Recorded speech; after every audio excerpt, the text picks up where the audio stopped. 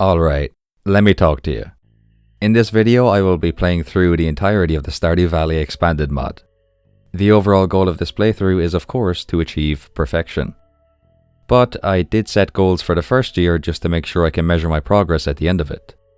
Those goals are the following: complete the community center, earn a total of 1 million gold, and upgrade all of our tools to iridium quality.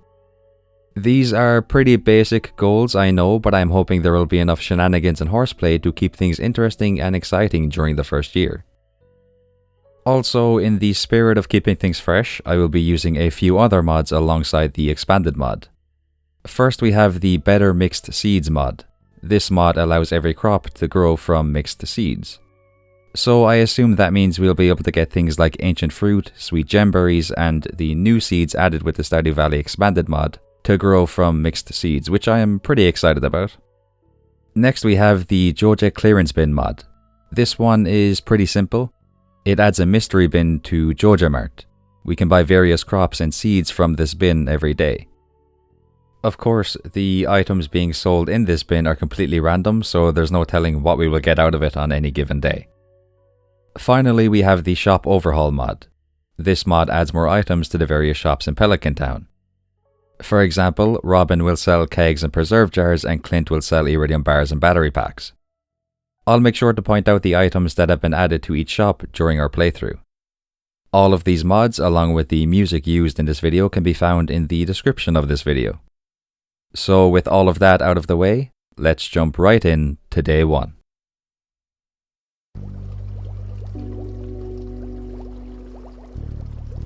Before the first day officially begins, I would like to show you all my outfit. Now you're probably saying to yourself, wow, that is delightfully formal. And that is very true. I dress this way because I'm always ready for business. Funny business.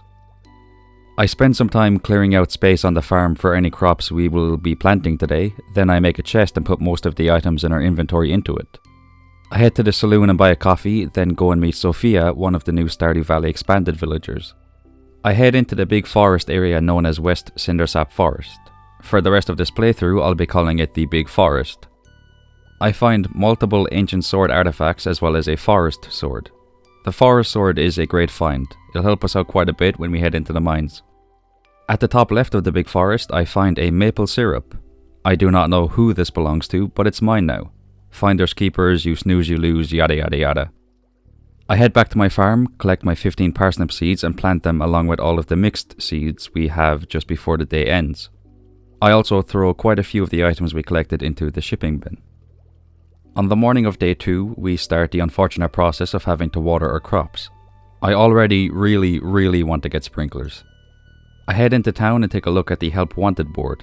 Sophia is looking for a sardine, so we will happily oblige her. I take a look at the new items Pia is selling. Basic sprinklers, scarecrows, coffee beans, ancient seeds, spring seeds. So many options. In the end, I decide to buy 50 mixed seeds. Next on the agenda is a trip to the museum to donate the ancient sword I found yesterday and collect a 250 gold reward for doing this. We visit Willie to collect our fishing rod. It feels weird not calling him King William, but that was a different playthrough. We need to look towards the future and keep things fresh. I take a look at Willie's shop and he's selling pretty much what you would expect him to sell. Dishes that increase your fishing level, beach forage, and items that you can get from crab pots. I spend a bit of time fishing at the beach to catch a sardine for Sophia. With that out of the way, I head to the Blue Moon Vineyard and give the sardine to Sophia. I receive 120 gold for this, putting us at a nice even 1000 gold. Completing her quest also gave us enough friendship points to view her first cutscene. She gives us a quality sprinkler in this cutscene. For free, I might add. This immediately establishes Sophia as my favourite new villager. Back on our farm, I get to work on clearing out some more space for the new seeds we bought today. It takes a while and I ate 3 or 4 different pieces of spring forage, but we do manage to get all of our mixed seeds planted and watered. I decide to spend the rest of the day taking a nice long walk through the big forest. It turns out there is a door behind the spot where we found the maple syrup yesterday. I think we did actually steal someone's maple syrup, so that might be an issue in the future. It's raining on day 3, so we don't have to water our seeds, which is very nice. I buy the training rod from Willie and spend a while fishing at the beach. I take a quick break to sell the fish I caught, then I head to Pierre's to sell my forage, but his shop is closed, because it's Wednesday. I have spent almost 600 hours playing this game. How do I keep making this mistake? I return to the beach where I spend the rest of the day fishing. We could have tried to catch catfish because it was raining, but I wanted to enjoy my fishing experience for a while before we start going for the more difficult fish. Also, we got a diamond and a treasure chest, which gave a nice boost to our gold. On day 4, it's back to watering our seeds. Once again, I really want to get sprinklers. I cannot emphasize this enough. I need sprinklers. I'm not built for this. The better mixed seeds mod is definitely working though, because I'm seeing quite a few crops that I don't recognize. I decide to buy the backpack upgrade in Pierre's for 2000 gold, then I buy the seeds for spring crops as well as 36 mixed seeds. I honestly don't know if the crops they produce are going to sell for a lot of gold, but I get really excited seeing all of the new crops pop up when I plant the mixed seeds, so either way I'm happy. I return to our farm and chop down some trees, then head to the area with a dilapidated shed. I clear away most of the fibre that has taken over the area, then I talk to Olivia for the first time. I don't know why, but she looks really familiar for some reason. That's going to bother me for a while. I give a dandelion to Sophia as a way of saying thank you for the sprinkler she gave us, then I head into the forest and... Nope, get that video off the screen. This is a new playthrough, alright, we need to keep things fresh. The big forest has officially become my new happy place. I do not know why, but I immediately feel relaxed as soon as I go in here. I enter an old farmhouse and find an ancient doll on the floor that we can donate to the museum. Full disclosure, I played Stardew Valley Expanded around a year ago, I believe, so I know who lives in this house. I won't spoil it though, just in case anyone doesn't know and wants to wait until we are introduced to them to find out. Also, at least one big update was released for this mod during the time I didn't play it, so there'll definitely be quite a few new things for me to discover. On the morning of day 5, it is time to adopt a dog. I decide to name it after the greatest professional wrestler of all time, Hornswoggle. Our parsnips are ready, so I harvest them before watering the remaining crops. I head into town and watch the cutscene where Lewis shows us the community centre and give a gift to Linus. I decide to check out the Adventurers Guild, and Marlon is selling quite a few really interesting items. Slime eggs, the iridium band and some artifacts. I spend the rest of the day in the mines. It goes pretty well and I manage to get to floor 18 before I pass out. Day 6 of course begins with the watering of our crops. I think I'm going to stop saying that from now on. Not just to save time, but also because I get more and more upset every time I watch how much time I spend watering crops every morning. I do have some good news though. I finally made a scarecrow. But one isn't enough. I need 2. I chop down some trees to get more wood, make another scarecrow and place both of them down. I have decided to call these 2 scarecrows Jay and Mark. As in one is called Jay and the other is called Mark. I didn't just call both, they're not, I plant the seeds I bought on day 4, which leads to me becoming exhausted.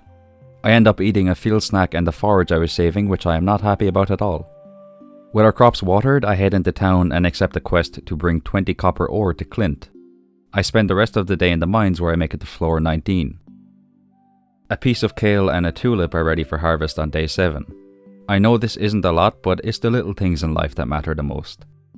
I give a 4-leaf clover to Sophia, to which she responds with, "Can I help you?" Bit rude. Willie wants a catfish, so I accept the quest even though it's unlikely that we'll be able to get one in time. Then I made a mistake. I accidentally gave Alex and Pamela a quartz instead of an earth crystal.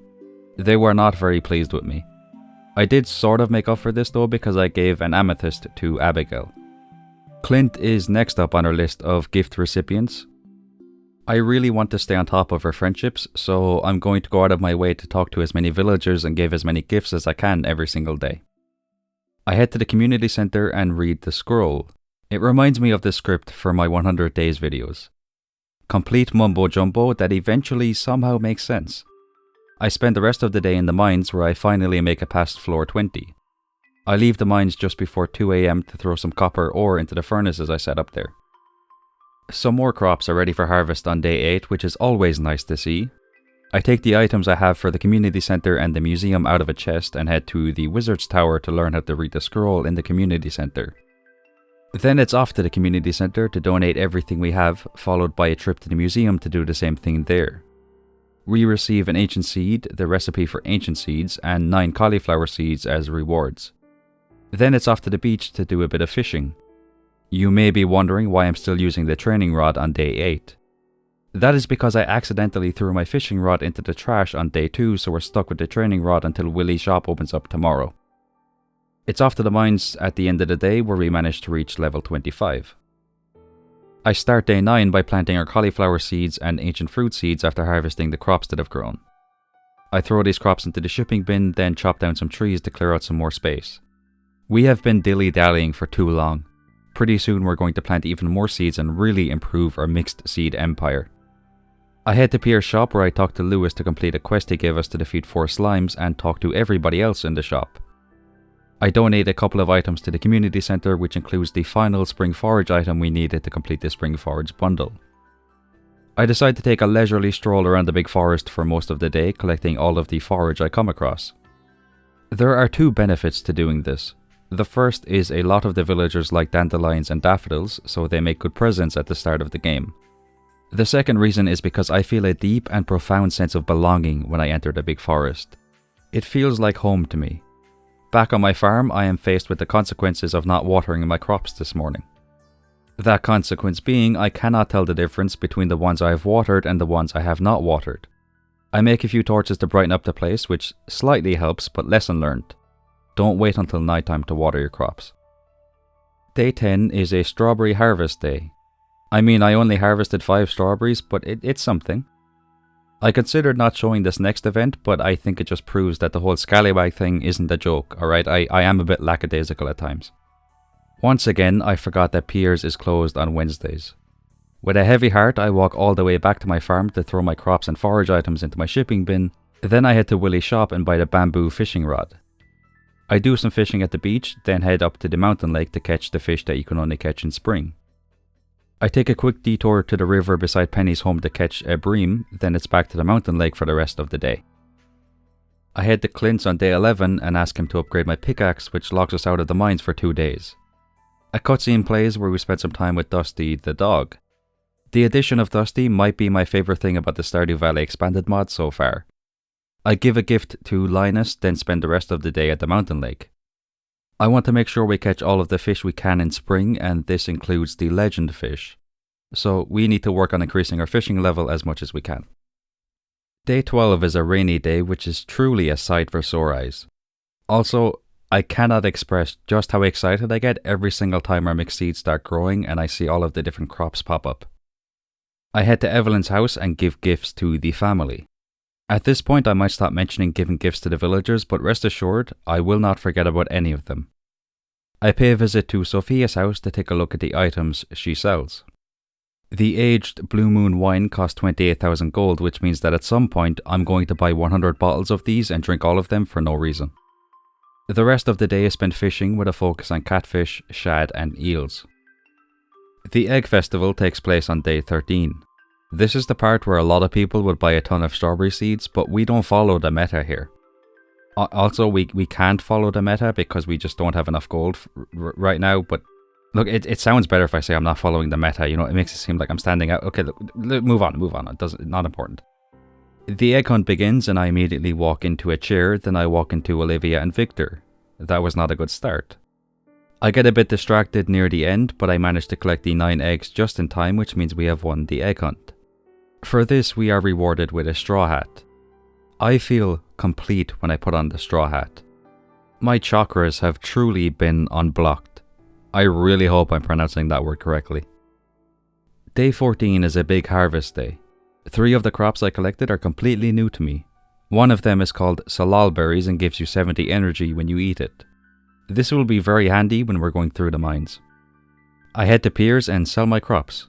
It is at this point that I realize the Joja veggie is worth over 1100 gold. That makes me happy. I head to the mountain area where Lewis tells us that one of the villagers, Susan, has been separated from the rest of the town because there's a big boulder in the way. If it's the same as vanilla Stardew Valley, then the boulder should be removed around the 3rd day of summer and we'll be able to meet Susan. I head to the mines and collect 5 copper bars from my chest, collect my copper pickaxe from Clint and ask him to upgrade my watering can. Also, it turns out that Leah loves salal berries, but that isn't very important because we're a whole different person now and we will not be romancing Leah in this playthrough. I finally check out the clearance bin in Joja Mart. I don't buy anything, but I can definitely see how it could be useful if we're missing certain crops in the future. I buy a salad and 2 coffees in the saloon, drink a coffee, then head into the mines. Our salal berries, coffee and copper pickaxe make it a lot easier and we manage to get down to level 35 before the day ends. I've also been making sure that I keep my furnaces working away while we're in the mines. Andy, who is one of the new villagers in the Stardew Valley expanded mod, visits us on day 15. He lets us know that the crows have been eating his crops.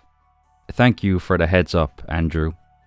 You know what? I think this could be the start of a beautiful new friendship. Yeah, Andy sent us 3 strawberry seeds in the mail. He is officially my best friend now. The good news train keeps on rolling as several crops are ready for harvest. Among these crops are 6 Joja veggies and a few more salal berries. I really do apologize if I'm pronouncing salal wrong, by the way. The wizard is looking for a catfish. Thankfully, we just need to bring him a catfish. We don't actually have to catch a new one for this quest. I sell most of my crops to Pierre, but I keep 3 of the Joja veggies. I have big plans for these 3 vegetables. I head to Robin's and buy 4 kegs and 2 preserve jars. Please do keep in mind that we can only do this because we have the shop overhaul mod installed. You can't buy these from Robin in vanilla Stardew Valley. It's off to the mines for the rest of the day where we make it down to the frozen layer. I set up my kegs and preserve jars on day 16. I throw my 3 Joja veggies into the kegs along with 5 coffee beans and I throw a couple of strawberries into the preserve jars. I head to Pierre's where I buy 75 mixed seeds, then I give a catfish to the wizard to complete his quest. Next I watch a cutscene where Sophia and Scarlet have a little conversation. After Scarlet leaves, Sophia asks me if I heard anything that they were talking about. Technically, my farmer wasn't there for the start of the conversation and I was probably wearing headphones when I did walk by, so I'm going to say that I didn't hear anything. I collect my watering can from Clint, then I buy the fiberglass rod from Willie. I spend the rest of the day fishing at the Shearwater Bridge. The fish here are a bit of a step up from the fish we've caught so far, but we are more than ready to deal with them. And besides, Andy loves butterfish and Sophia loves puppyfish. Both of those fish can only be caught here, so we need to get used to fishing here. One of the biggest benefits of the Better Mixed Seeds mod reveals itself on day 17. We pretty much have easy access to coffee thanks to the coffee beans that have grown. I was on my way to donate items to the community centre when I saw that Shane was looking for a frozen tear. He was walking past me as I accepted the quest, so I decided to give him the one I had in my inventory. I donate the items I have on me to the community centre, making good progress on the fishing bundles and the boiler room bundles. We received 20 speed grow for completing the spring crops bundle, so I head back to my farm and sprinkle it on some of my crops. I head to Clint's and ask him to upgrade my axe. I've seen a few big logs around the place, so I want to break those and see if I can unlock any new areas for doing that. The clearance bin is selling mixed seeds for 1 gold each, so I buy all 15 of them, then I head to the mines where I make it to level 67 before I pass out. We get the good news combo on day 18 as it is a rainy day and more of our crops are ready for harvest. After that, I watch a cutscene with Olivia and Victor. Why does Olivia look so familiar? This is really starting to annoy me. Her earrings are really cool though, I have to say that. I know I said I wouldn't be talking about giving gifts anymore, but there is too much footage of me giving gifts today, so here you go. It's off to the mines for the rest of the day where we managed to make it down to level 80. We're making good progress thanks to the berries, giving us 70 energy every time we eat one. The harvest is bountiful on day 19, which is good. Our coffee is ready, which is great, and our strawberry jelly is also ready, which is marvellous. I head to the community centre to donate some more items, and I donate some items to the museum before collecting my axe from Clint. I buy a beer at the saloon because Shane's birthday is coming up, then I head into the big forest and find Jazz. She got lost in there, so we bring her back to Marnie. At the travelling cart, I decide to buy a coconut because I don't know how long it's going to take before we get to Calico Desert. I go to break the log blocking the entrance to the secret woods, but it turns out our copper axe isn't strong enough to break it. I promise I'm not terrible at this game. That was just a bit of a whimsical moment on my part. I did that on purpose. I totally knew that we wouldn't be able to break the log. As is tradition, it's back to the mines for the rest of the day. I collect the fire quartz and some gold ore on level 82, which is fantastic. All we need to complete the boiler room in the community center is a fire quartz and a gold bar. I continue making my way through the mines, barely making it to floor 85 before the day ends. We reach level 5 in mining, so I choose the geologist perk, which gives us a chance to get 2 of any gems we find. I collect 2 Joja veggie juices and 1 kale juice on day 20. I was certain that I put 3 Joja veggies into the keg, so I have no idea where that other Joja veggie went. Anywho, I sell most of my crops and the juices to Pierre, which brings us up to over 9,000 gold.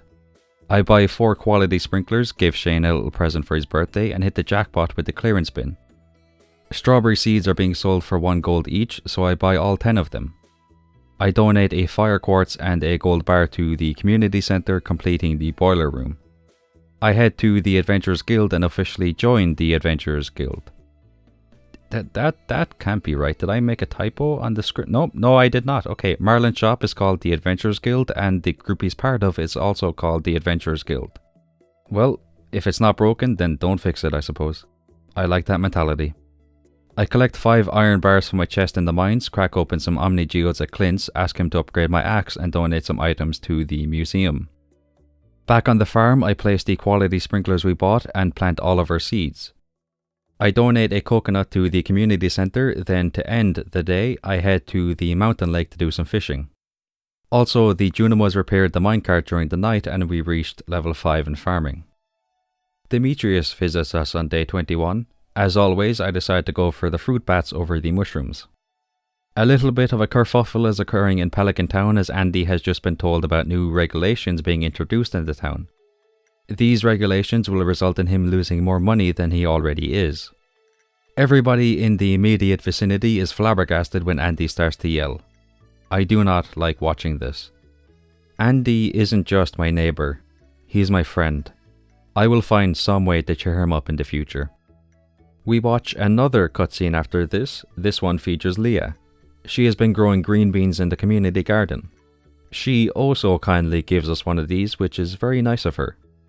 Sebastian wants a sunfish for, alrighty then. I sell some crops to Pierre to get a bit of gold, then I donate a good few items to the museum and receive a starfruit seed as a reward. We bump into the wizard in the big forest. I hope you're all ready for some lore about the whole magical aspect of Pelican Town. By moving to Pelican Town, the wizard also made a pledge to defend its citizens. To do this, he has set up a barrier around the town to keep all of the monsters out. A witch by the name of Camilla? Look, I think it's common knowledge now that I mispronounce things quite a bit, so let's just call her Camilla and get it over with. If I mispronounce it, please let me know and correct me on that one, please. A witch by the name of Camilla lives in Castle Village, and the barrier she has set up there is the largest magical barrier in the world. That is all very interesting stuff, but you know what's even more interesting? Me going to the mines for the rest of the day and making it down to floor 95 at 1:50 AM. We need 5 gold star parsnips for the community center, so on day 22 I head into Pierre's and buy 50 parsnip seeds. I head to Clint's and collect my axe, chop down the 2 big logs in front of Grandpa's old shed and take a look inside. It isn't in the best state, but I'm sure we'll find some way to fix it up and make it look absolutely sterling at some point in the future. I break the log that blocks the way to the secret woods for real this time and head inside. I was caught completely off guard when I saw that the entire secret woods had been changed. I spent some time walking around and collecting hardwood, then I spent some time fishing so we can catch the wood skip and the grass carp. I head into the big forest and chop down a log at the top of the area, but it turns out it just leads to the secret woods, which I suppose is still a nice little discovery. On day 23, I make my way through the mines and collect the star drop on floor 100. I keep the momentum going and make it to level 106, then I pass out. The bad news is, something not that chill happened today. I accidentally threw 50 gold ore into my shipping bin. The flower dance takes place on day 24. Unfortunately, I didn't have enough gold to buy the rare crow, which sucks, but I was able to buy the tub of flowers recipe. And then it was decision time. Shane, Sophia and Olivia are willing to dance with us. I would love it if we could dance with all 3 of them, but alas we can only choose one. I was feeling very overwhelmed at this point and I could feel my right leg begin to bounce up and down nervously. This feeling of uncertainty grew stronger as I talked to Olivia. I just realized, I just figured it out. I know who she reminds me of. It's Snow White from The Wolf Among Us. I knew she looked familiar. Okay, I've gone completely off script here, by the way. I'm supposed to be talking about how I stood beside Leah and Elliot to harness the knowledge of my previous farmer, but that, look, not important. Olivia looks so much like Snow White. Alright, okay, back on track. Let's get back on track. I decided to dance with Sophia when I talked to her and she said she was only here for the cake. That resonated with me. Snow White, huh? How about that?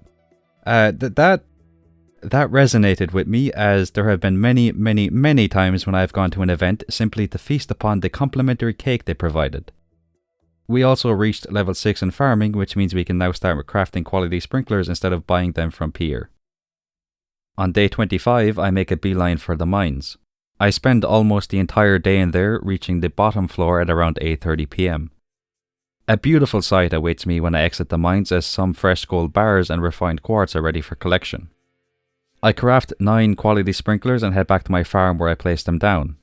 I will admit that I placed them a bit haphazardly, but that is okay. We can move them around in summer if we need to. Snow White. The best way to describe how I'm feeling right now is, imagine you're playing Call of Duty and someone throws a flashbang at you and you don't have tactical mask equipped. I am stunned. I ended up going back to... okay, I want to romance her now. I want to give her the bouquet and marry her, but okay. I ended up going back to the mines and making another 4 quality sprinklers, which I place on my farm. Mayor Lewis visits us on day 26. He tells us that Pierre and Sophia had a lot of things in their shipping bin this morning. That's crazy, Lewis, but I don't remember asking. Lewis then tells us he is... I'm sorry, that was very rude of me. I'm sorry. I take it back. Lewis then tells us he is very happy with the progress we have been making here on the honorary Oos farm. Thank you, Lewis. I donate a few items to the museum, then I head to Peary the Platypus and sell my crops and forage items. Sophia isn't doing too well today, unfortunately. We can say one of two things to her. We can either ask how she is doing, or we can demand that she tells us why she was in the hospital. Yeah, there's no way I can pick that second option. We can then ask Sophia if she would like to either get food or pet Dusty the dog with us. This is the most difficult choice I have ever had to make. I spent almost a full minute trying to decide. In the end, I closed my eyes and clicked randomly, which resulted in us going to the saloon for some food. When Sophia ordered her food, she said please. I cannot stress how much I love it when people do this. Sophia and Andy are both my best friends now. Gus then told us that the food is on the house, so he can be our best friend too, the more the merrier, I suppose. I donate 5 gold quality parsnips and a purple mushroom to the community centre, purchase a rear seat at the travelling cart and pay a visit to Leah. She was trying to figure out how she can sell the art pieces she makes, so I suggested that she sells her art online.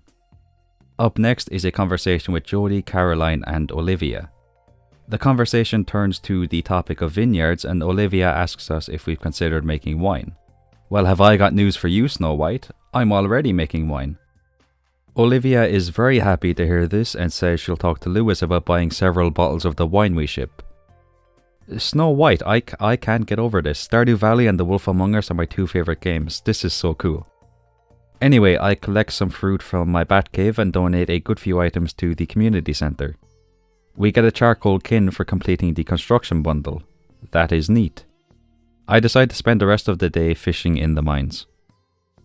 Day 27 begins with a visit to the museum so we can donate some of the items we have.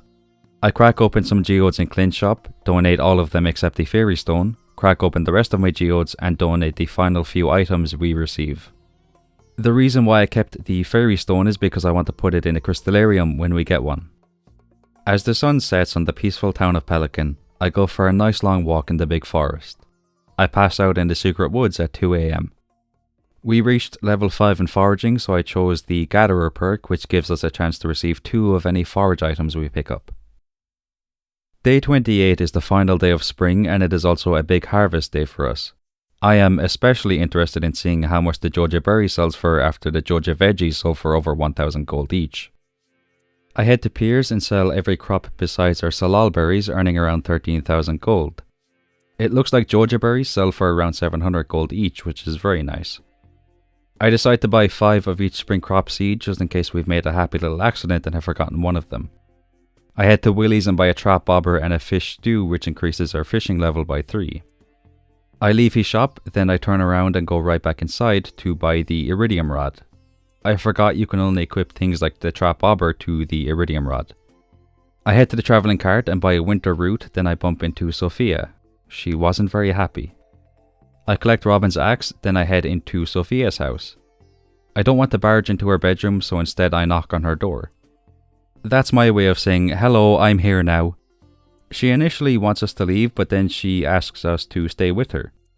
It turns out she's been through some difficult times, but despite that, she's doing her best to stay strong and be around the people she loves. Her character is so well written, I'm about to fall in love with a video game character, I can't believe it. Next, it is time for us to prove ourselves. I eat my fish stew and stand at the edge of the mountain lake. With passion in my heart and adrenaline in my soul, I cast my rod into the river. For a while we catch carps, bullheads and frogs, but these are not important. They are not our target. Our target is the legend.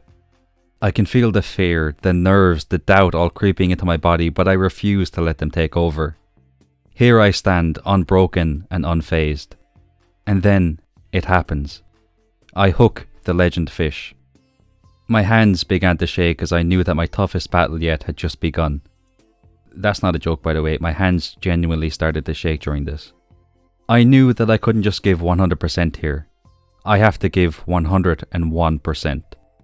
I need to go beyond my capabilities as a human being and achieve something I should not be able to achieve. I need to defeat an opponent I should not be able to defeat. And against all odds, I do exactly that. I catch the legend fish. I head home and toss the legend into my shipping bin along with all of the fish I've kept up to this point, along with some crops and forage items. I head to the saloon and spend the final night of spring with the villagers of Pelican Town. I also buy 5 Grampleton orange chickens before heading home and going to sleep.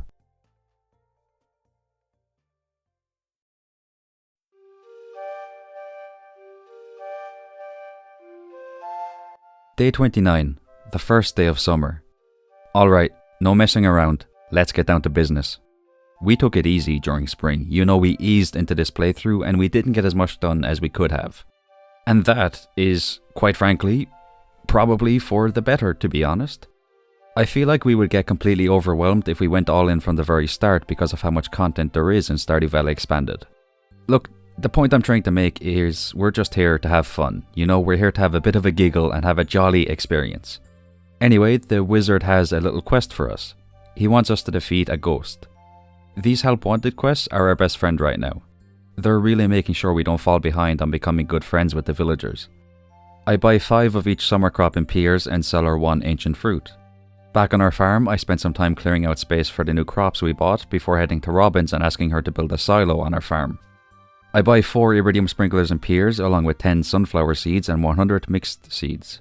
I managed to get most of our seeds planted before the end of the day, and the crop fairy pays us a visit during the night. I start day 30 by planting around 50 more of our mixed seeds. I won't lie, I sort of regret picking the forest farm for 2 reasons. Reason number 1, there's not as much space to plant crops here compared to the original farm. And reason number 2, this farm is going to be a nightmare for me to decorate. I'm going to have to come up with a game plan and drastically change the way I operate. Some of our melons and poppies are ready for harvest thanks to the crop fairy, so we harvest those, then head to the community centre to donate some items. I spend the rest of the day fishing at the beach. Susan visits us for the first time on day 31. It's not Susan, it's Shushan. If you don't get that reference, I would highly recommend watching the Johnny English movies. Brilliant series of movies. And then it finally happens. We get a letter from Mayor Lewis asking us to find his purple shorts and give them to him. I felt delightfully devilish when I read this letter. I have devious intentions when it comes to his purple shorts. Okay, that sounded a lot weird. And okay, look.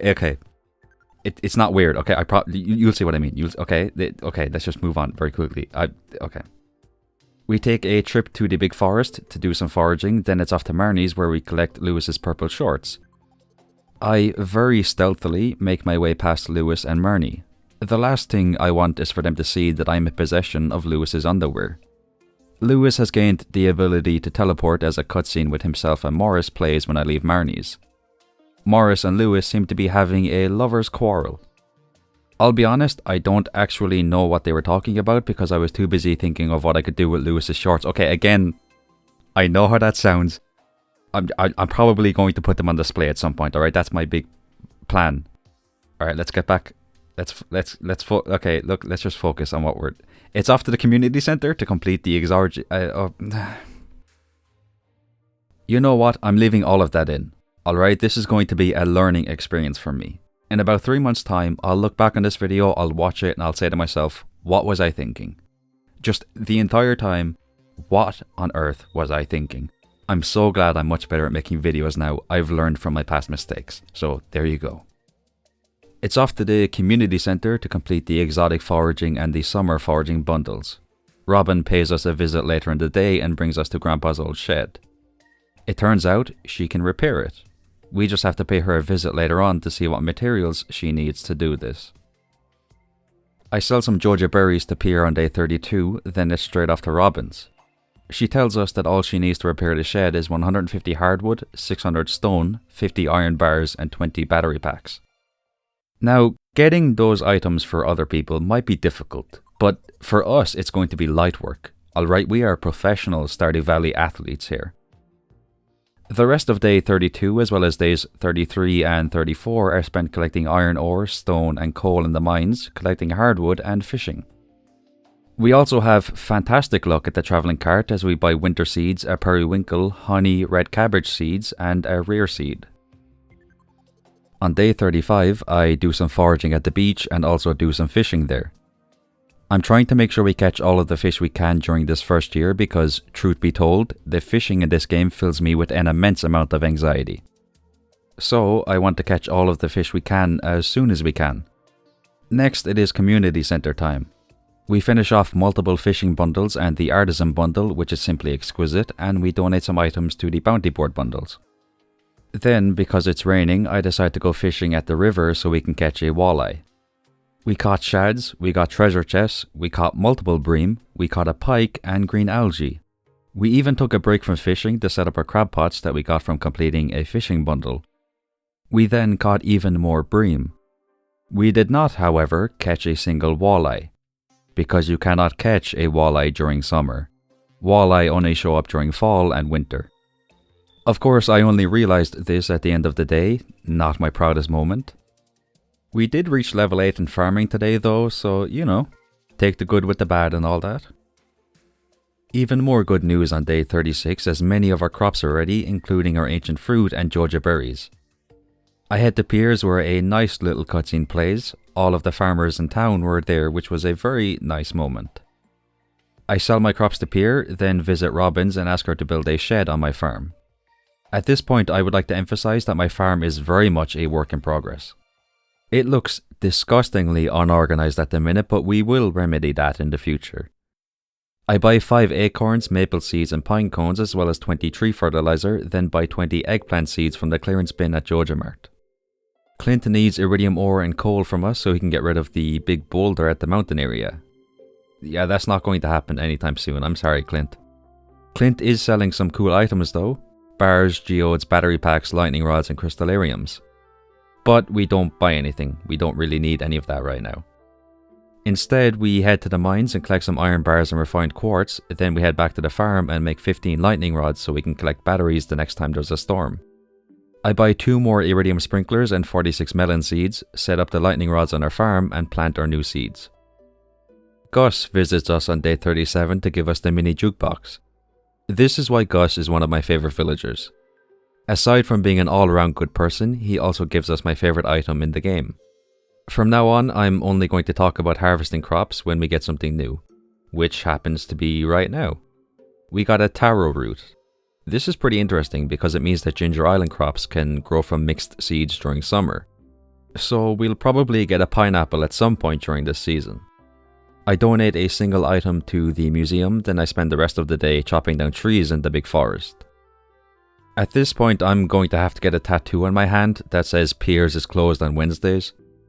I throw some crappie whoppies into the shipping bin on day 38, not just once, but twice, and it was very, very nice. Then I spend the rest of the day fishing. Between selling our crops, the fish we caught today, and some of the fish I've kept up to this point, we made a delicious 31,000 gold. Day 39 is the day of the luau. I spent some time talking to the villagers, mainly the new ones like Sophia, Victor and Olivia. But I also talked to Abigail, who says she prefers looking out at the ocean over talking to everybody. I agree and stand beside her for a while.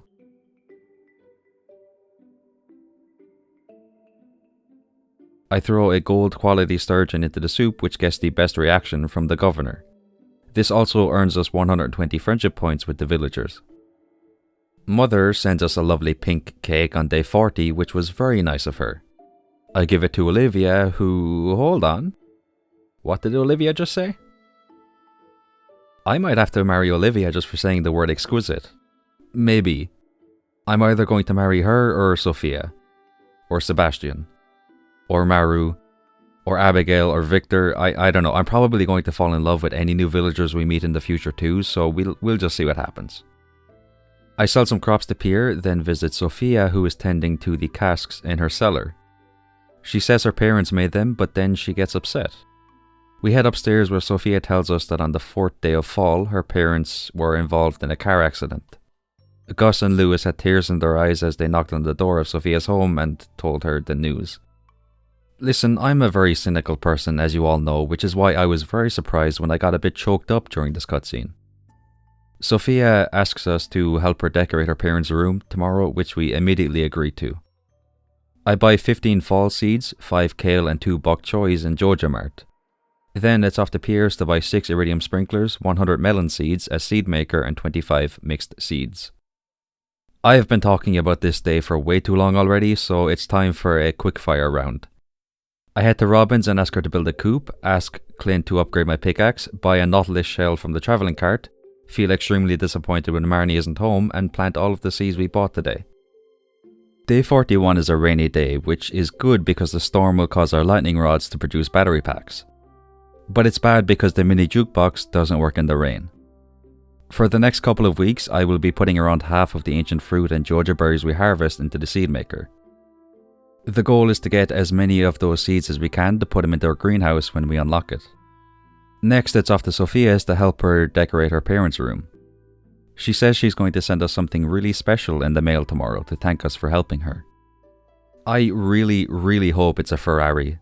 I would start wearing leather jackets and sunglasses and even change my name to Lil Rari. I set up a little tree farm, making sure to use tree fertilizer, then I spend the rest of the day frolicking in the big forest. Sophia sends us a bottle of aged Blue Moon wine on day 42. We are now faced with a moral dilemma. Do we sell this bottle of wine for 10,000 gold, or do we hold on to it? If someone gave it to us randomly, then I would sell it straight away, no hesitation. But I just don't feel comfortable selling it, considering Sophia gave it to us for helping her. I think Stardew Valley is actively making me a better person. We harvest our red cabbage, which is a huge relief. I thought a crow ate it for a moment. We get another Sophia cutscene where she's walking around town, talking to the other villagers and looking happier than she has ever been. This game is going to make me cry. It's going to make me go back to my sensitive era. Sophia pets Dusty the dog, which is unironically heartwarming. The cutscene ends with Sophia inviting us to read manga with her. I head into Caroline's sunroom for the first time, which means she will send us the recipe for tea saplings tomorrow. I'm not going to make a lot of tea saplings though. I'll probably make one to throw into our shipping bin and another to plant so we can get tea leaves and make green tea. I collect my pickaxe from Clint and buy a nautilus shell from the travelling cart, then I spend some time clearing out some of the grass and stone on the farm. I donate some items to the community centre, then I spend 5,500 gold on the cooking recipe for the Big Bark Burger. I head to the beach and use 300 wood to repair the broken bridge, do some foraging at the tide pool area and try to catch the legendary crimson fish. For some reason I was more nervous when it came to catching this fish than the legend. Turns out there was no need to worry though because I was able to catch it first try.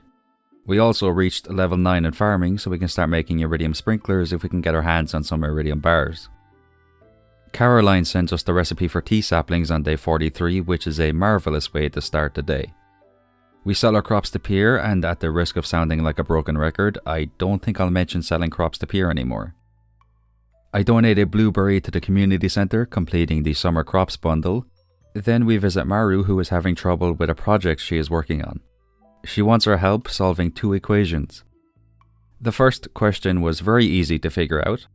I simply took the 0.5 and put it into its less commonly known form, a half. I then took this half and applied it to the number 4. Half of 4 is 2. There is only one answer that contains the number 2, so I picked that one and it was correct. I'll be honest, I had no idea where to start with the second question, but then I started thinking outside the box. The answer to the first question was 2. This is the second question, ergo the answer to this one must contain a 2, ergo the answer is 0.24 ATM. I buy 10 bee houses and 10 kegs from Robin along with a full stack of wood and 150 stone, and I ask her to build a barn on my farm. I buy another 50 melon seeds and 50 mixed seeds from Pierre, then spend the rest of the day setting up my kegs and planting my melon seeds. I place my bee houses down on day 44, but then Hornswoggle immediately runs into them and I feel really bad, so I pick them back up. We actually ended up harvesting a couple of pineapples today, which was pretty cool, and I set up my bee houses by our silo and tree farm. I head to Willie's and buy 3 crab pots and some bait, collect my other 3 crab pots from the river and place all 3 down at the beach. And that's it for today. I donate some crops to the community centre on day 45, then I embarrass myself again and throw my crops into my shipping bin. I used every ounce of self-control in my body to refrain from selling the wine Sophia gave us, then I went to Georgia Mart and bought 50 corn seeds along with 10 winter seeds from the clearance bin. I had the Shearwater Bridge where Victor talks about how much he likes bridges. That reminds me actually. You want to hear one of my favourite jokes?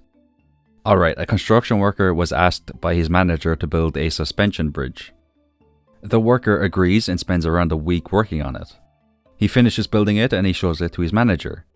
His manager says, "You've done a terrible job. That bridge looks like it's about to collapse within the next 5 minutes." The worker nods his head and says, "I know. But can't you feel it?" The manager is tremendously confused and says, "Feel what?" The construction worker looks his manager in the eyes and says, "The suspense." See, the manager asked him to build a suspension bridge, so the worker built a bridge that makes you feel suspense. Yeah, let's just move on. I spend the rest of the day fishing at Shearwater Bridge so we can get some more gold. At first we were mainly catching pike, butterfish and rainbow trout, but then I caught a puppy fish. Then another puppy fish. 3 in a row. Make that 4 in a row. Did I say 4? I meant to say 5 in a row. Wait, no, that's a butterfish. Between our crops and our fish, we earned 24,000 gold today. I decided to sell my crimson fish too, but I forgot to sell the puppy fish I caught for some reason. Emily sends us some wool on day 46, which is nice. We need that for the community centre. I complete one of the bounty board bundles and donate the aforementioned piece of wool, then I head to the mines and collect some copper and iron bars. I buy 11 battery packs from Clint, do some foraging at the beach and head back to my farm and make 15 tappers which I put on my trees. I head to Robin's to donate the items needed to repair Grandpa's shed when I realised that we were supposed to bring these items to the shed, not Robin's house. I head down there and throw the iron bars, hardwood, battery packs and stone into the chest contained within it. I spend the rest of the day collecting hardwood in the secret woods. Day 47 is off to a good start as Robin lets us know that the shed will be fully repaired tomorrow. I head to Marnie's and buy 4 chickens for our coop. Please welcome Jay, Jimmy, Solo and Roman to the family. I also buy 4 cows for our barn. These 4 cows are Balor, Rhea, Damien and Dominic. I also head to Robin's and ask her to build a pond on our farm. We reached level 10 in farming today, so I picked the agriculturalist perk, which makes our crops grow 10% faster. This perk is more beneficial to us right now, but we will swap to the artisan perk in the future. On day 48, I grab all of our ancient seeds and Georgia berry seeds and head over to our new shed. There's a ton of space on the bottom floor, so we will probably fill it up with kegs, preserve jars and furnaces for a good while before we transition to filling it up entirely with kegs.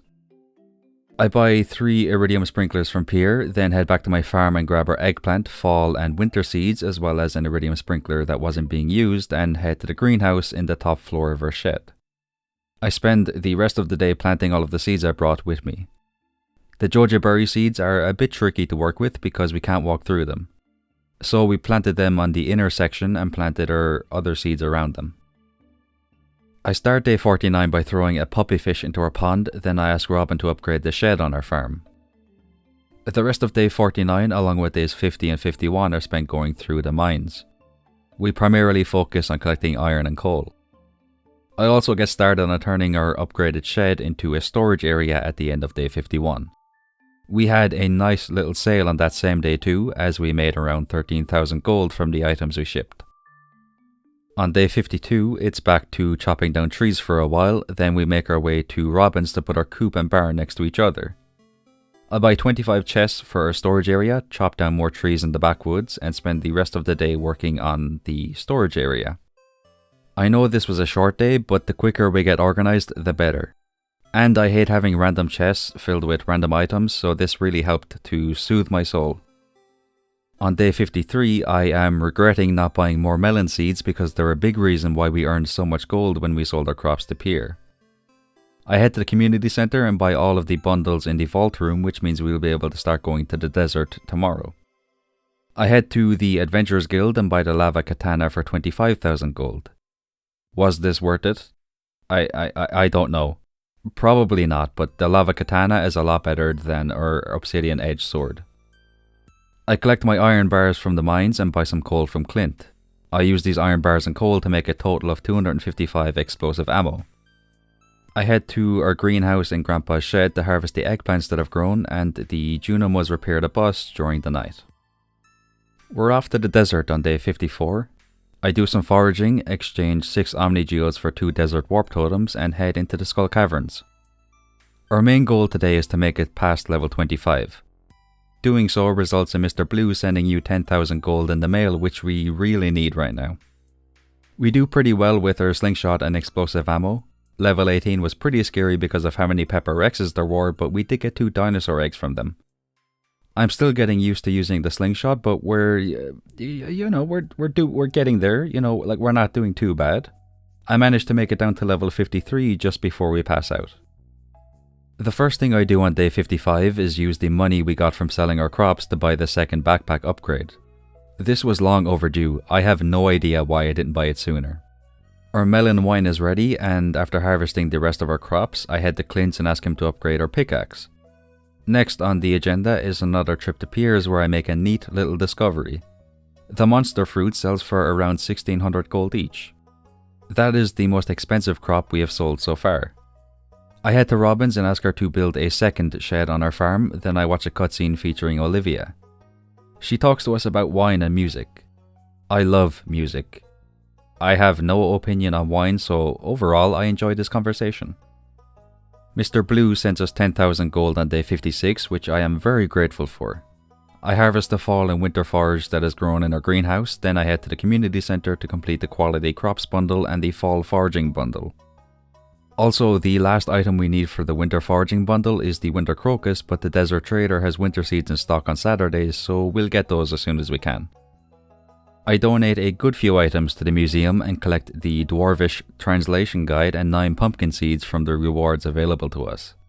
I'll come back for the rest of our rewards at some point in the future. As it is the final day of summer, the Dance of the Moonlight Jellies is being held at the beach.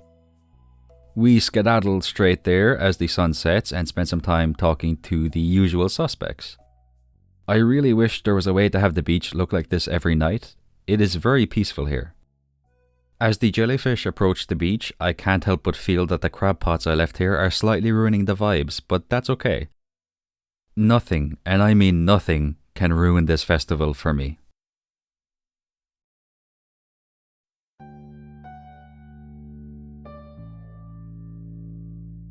On day 57, we keep up the trend of buying 5 of each crop. We also treat ourselves to 200 pumpkin seeds. We collect our gold pickaxe from Clinty Winty, then it's off to the Skull Cavern for the rest of the day. We actually do pretty well here. We make it down to floor 49 where a pile of iridium ore is waiting for us. not a bad end to the day. On day 58, we get to work on planting all of the seeds we bought yesterday. It takes pretty much the entire day, but we managed to get everything planted and watered. I also put a jade into a crystallarium, so we're going to collect those as often as we can so we can trade them for staircases at some point in the future. I throw the winter forage I got last season into a seed maker so we can start getting more winter seeds. If all goes well, we could finish off the community centre during fall. Or maybe we won't. I don't know yet. Either way, we plant our winter seeds in the greenhouse in Grandpa's old shed and collect the eggplants that have grown, then we collect some bars from our furnaces in the mines. To end the day, I put the machines we have into our shed. On the morning of day 59, I plant the last few pumpkin seeds we have along with some mixed seeds. The special orders board has been built in the town centre, which is nice. I'm actually excited to see what special orders have been added with the expanded mod. For now, we accept Linus's quest to fish trash out of the water because it will give us the crafting recipe for fibre seeds.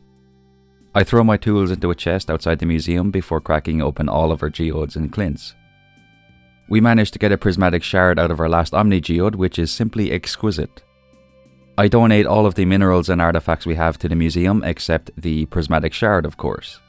I have much bigger plans for that.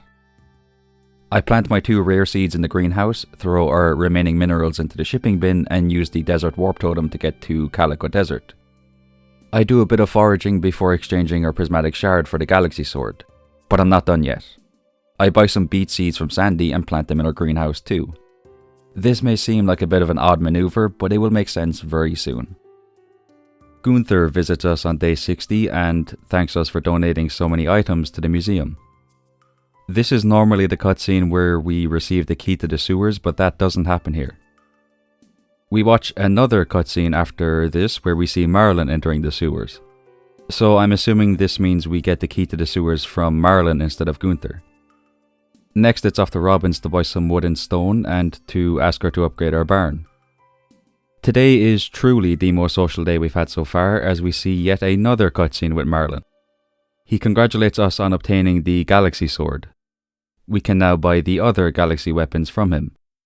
We will probably buy the galaxy hammer at some point in the future, but we're good for now. Also, Marilyn won't tell us about the sewers yet, so I guess we need to get his friendship up or something. I head to level 100 of the mines and do some fishing to complete Linus's special order. Here's a tip: if you want an easy way to catch all of the trash needed for a special order, just go fishing here. You're almost guaranteed to get a special order done in no time. We throw the trash into the dumpster, then it's time to catch our 3rd legendary fish, the anglerfish. This is probably the easiest legendary fish to catch. Of course, every legendary fish is very easy for me to catch considering I am a professional Stardew Valley athlete, as I said before. Gunther sends us 40,000 gold on day 61. I assume this is a reward for donating 60 items to the museum, seeing as he didn't give us the key to the sewers. Linus sends us the recipe to make fibre seeds too, so this is already a fantastic day. I decide to spend the day fishing so we can make some good progress on catching the fall fish as soon as we can. On day 62, we continue our quest to bankrupt Pierre, then it's off to Clint's to ask him to upgrade our pickaxe. I also drop off the iridium ore and coal he wanted us to get for his quest. I become a victim of my own success as I injure myself while clearing the way to the dwarf's home. The dwarf is selling some nice things, mainly a few artifacts along with different gems. So if we ever want to spend 16,000 gold on a prismatic shard, then we know where to go. I start chopping down trees, then I become incredibly lazy and head to Robin's where I instead buy the wood I need and ask her to upgrade my coop. Marilyn then decides that over the course of the last 2 days, we have done enough to earn his trust and he brings us to the sewers to meet Krobus for the first time. He also gives us the key to the sewers, so that answers the question of how do we unlock the sewers. Krobus' shop is interesting. They are selling some artifacts along with different types of mushrooms. I decide to buy a void egg, then it is fishing time. There are 2 fish we want to catch here. One is the 4th legendary fish, the mutant carp. Like the angler, this one isn't too bad at all and we catch it on the first try. We've actually managed to catch all of the legendary fish first try so far, which, I mean, look, if I can do it, then anybody can do it, alright? You just have to believe in yourself. If you fight for your dreams, then your dreams will fight for you. I stole that quote, by the way. Daniel Bryan, or Bryan Danielson as he's known now in AEW. He said that when he came out of retirement in 2018, but no joke, alright, I genuinely think that is one of the most inspiring things that has ever been said by anybody. Anyway, we also caught the radioactive bass, which is actually a really good fish to have. If you throw this fish into a fish pond, there is a chance it will produce radioactive ore, and then as the fish pond fills up, it could produce a radioactive bar. I am still stuck in fishing mode, so I decided to catch a midnight carp just before the day ends. Strawberry seeds are being sold for 1 gold each in the Georgia clearance bin on day 63, so I buy all 15 of them. I head to the mines and buy 5 mega bombs, 15 normal bombs, and 2 miner's treats from the dwarf, then I make my way up to the mountain area. The boulder is gone thanks to Clint making a bomb with the iridium ore and coal we gave him, so we can go to the summit. Normally you can only go here when you achieve perfection, so technically we're done. Yeah, we're finished. We've made it to the summit. Yeah, thanks for watching.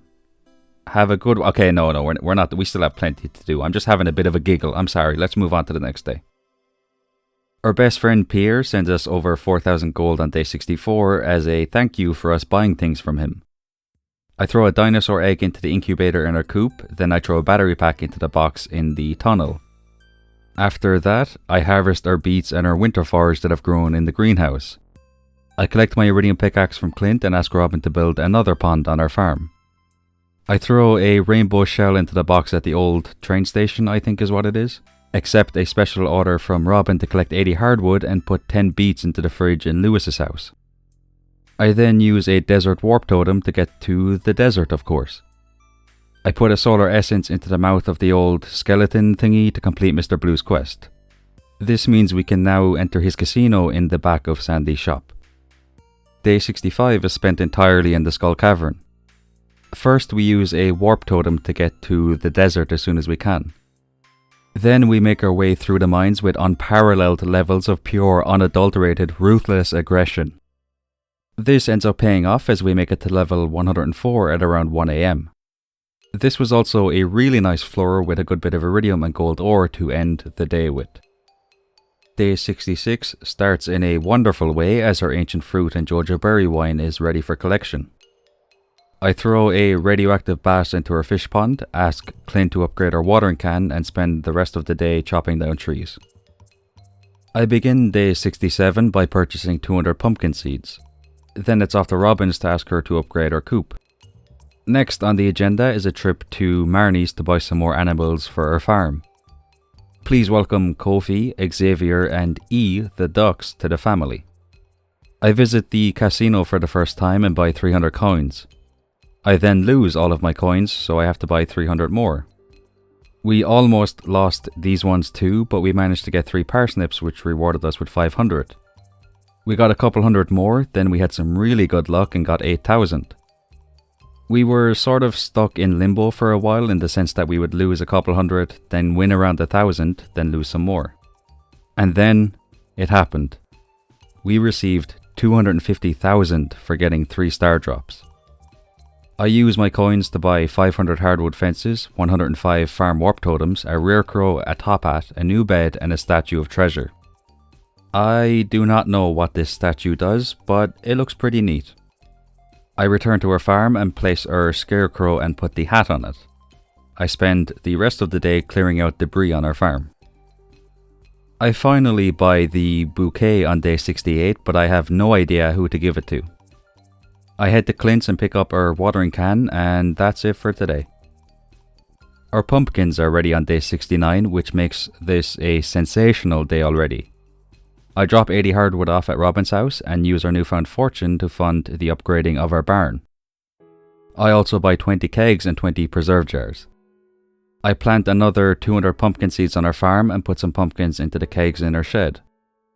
I then take the kegs and preserve jars we purchased earlier today into Grandpa's shed and fill them up with pumpkins. At the end of the day, we have a nice little conversation with Olivia in the saloon. She lets us know that if we ever need something to eat, we can stop by her house and she will make something for us.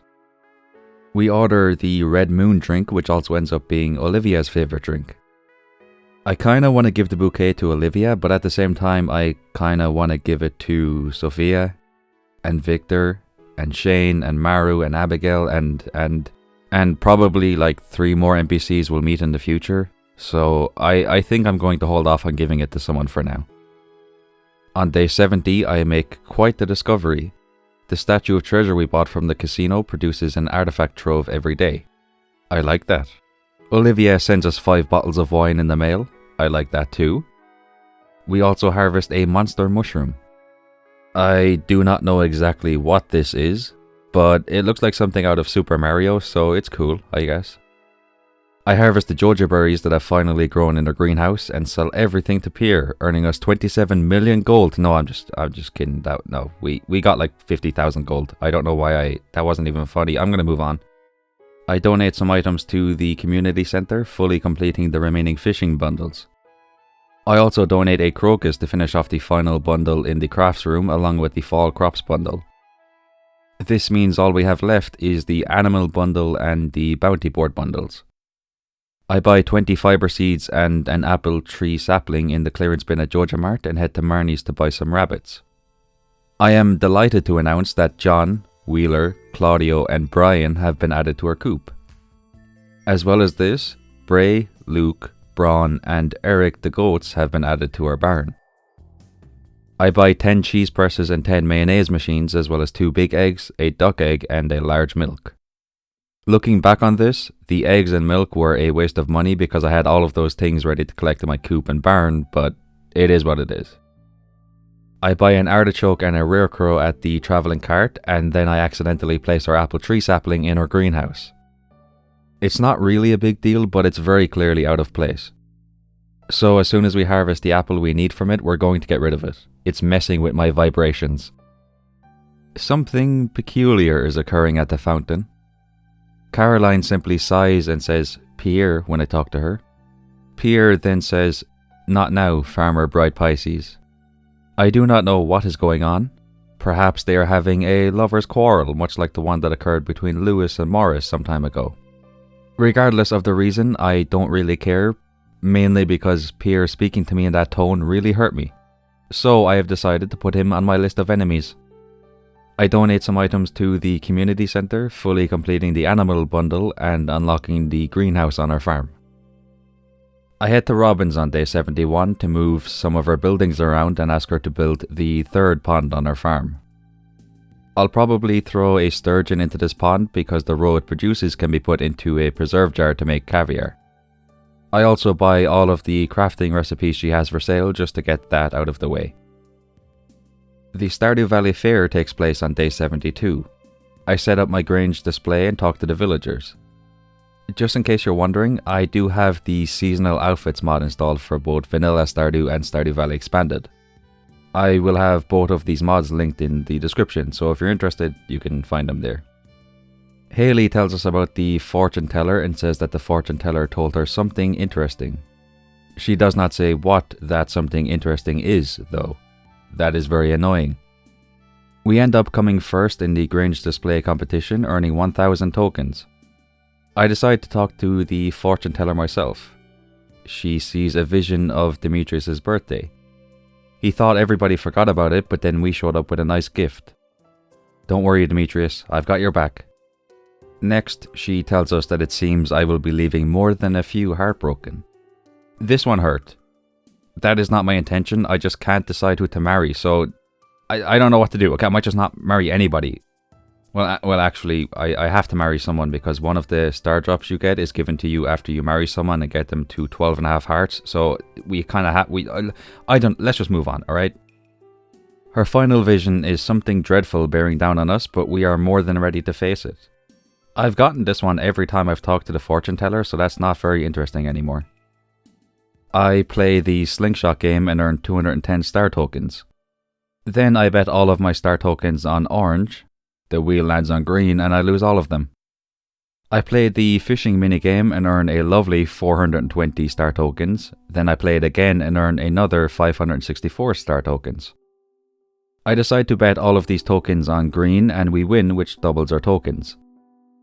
Just to be on the safe side, I only bet 900 tokens and thankfully we win again, which gives us just enough star tokens to buy the star drop and the rare crow. The star drop reminds me of my favourite thing, water. Water is the drink of champions and I am happy to guzzle it. I don't even know what I'm saying anymore. Look, I have one brain cell left and it's in the shape of a heart emoji. On day 73, I harvest the ancient fruit in our greenhouse in Grandpa's shed. After throwing the ancient fruit into our preserve jars, we accept a special order from Marlin. Marlin wants 30 cherry bombs, 20 normal bombs, and 10 mega bombs. So, it's off to the mines for the rest of the day to collect all of the gold ore we need for this. On day 74, I throw a sturgeon into my pond. I think that will be the last pond we build on our farm, for a while at least. I really need to get an auto grabber and put it into my coop. We collect our pumpkin juice and harvest our joja berries, which we throw into the kegs. I buy more kegs and preserve jars from Robin and I ask her to upgrade our shed. I head to the Adventurers Guild and deliver the items Marlin requested yesterday as part of his special order. Then it's back to Grandpa's shed to place the kegs and preserve jars we bought. On the morning of day 75, I head to Clint's and buy 30 Omni Geodes. I crack them all open and ask Clint to upgrade my axe. I donate the items we received from our Omni Geodes to the museum, then I become absolutely mesmerized by the chicken that is walking into the museum. It goes inside and stands beside Jazz. I don't know why I found this so interesting. Up next is a cutscene where Marlin gives the bombs we made to an adventurer called Jadu. Jadu says that I have impeccable craftsmanship. Someone used the word impeccable in a comment at one of my videos and I said I was going to start using that word, but it looks like Jadu got there before me. Has he been reading the comments on my videos too? As a reward for completing Marlin's special order, we can now buy decorations in his shop. A baby lizard has appeared in our coop on day 76. I decide to call this baby lizard Gargano. I buy a pig from Marnie, whom I lovingly named Jaden. Our ancient fruit jelly is ready in Grandpa's shed, so I collect it, then it's off to the community centre to donate a rabbit's foot and a pomegranate. On day 77, I pick up all of the furnaces, kegs and other machines in my shed, then I put the furnaces back down along with the mayonnaise machines and cheese presses. I buy 2 heaters and an auto grabber from Marnie along with 10 cheese presses, 10 mayonnaise machines and 100 straw floors. I buy 6 iridium sprinklers and 31 ancient seeds from Pierre, then I head to Grandpa's shed to place the kegs and preserve jars we gathered this morning. I plant our ancient seeds in this greenhouse, then I plant our coffee beans and joja berry seeds in the greenhouse on our farm. Our goal with the greenhouse on our farm is to fill it up completely with joja berries and coffee beans.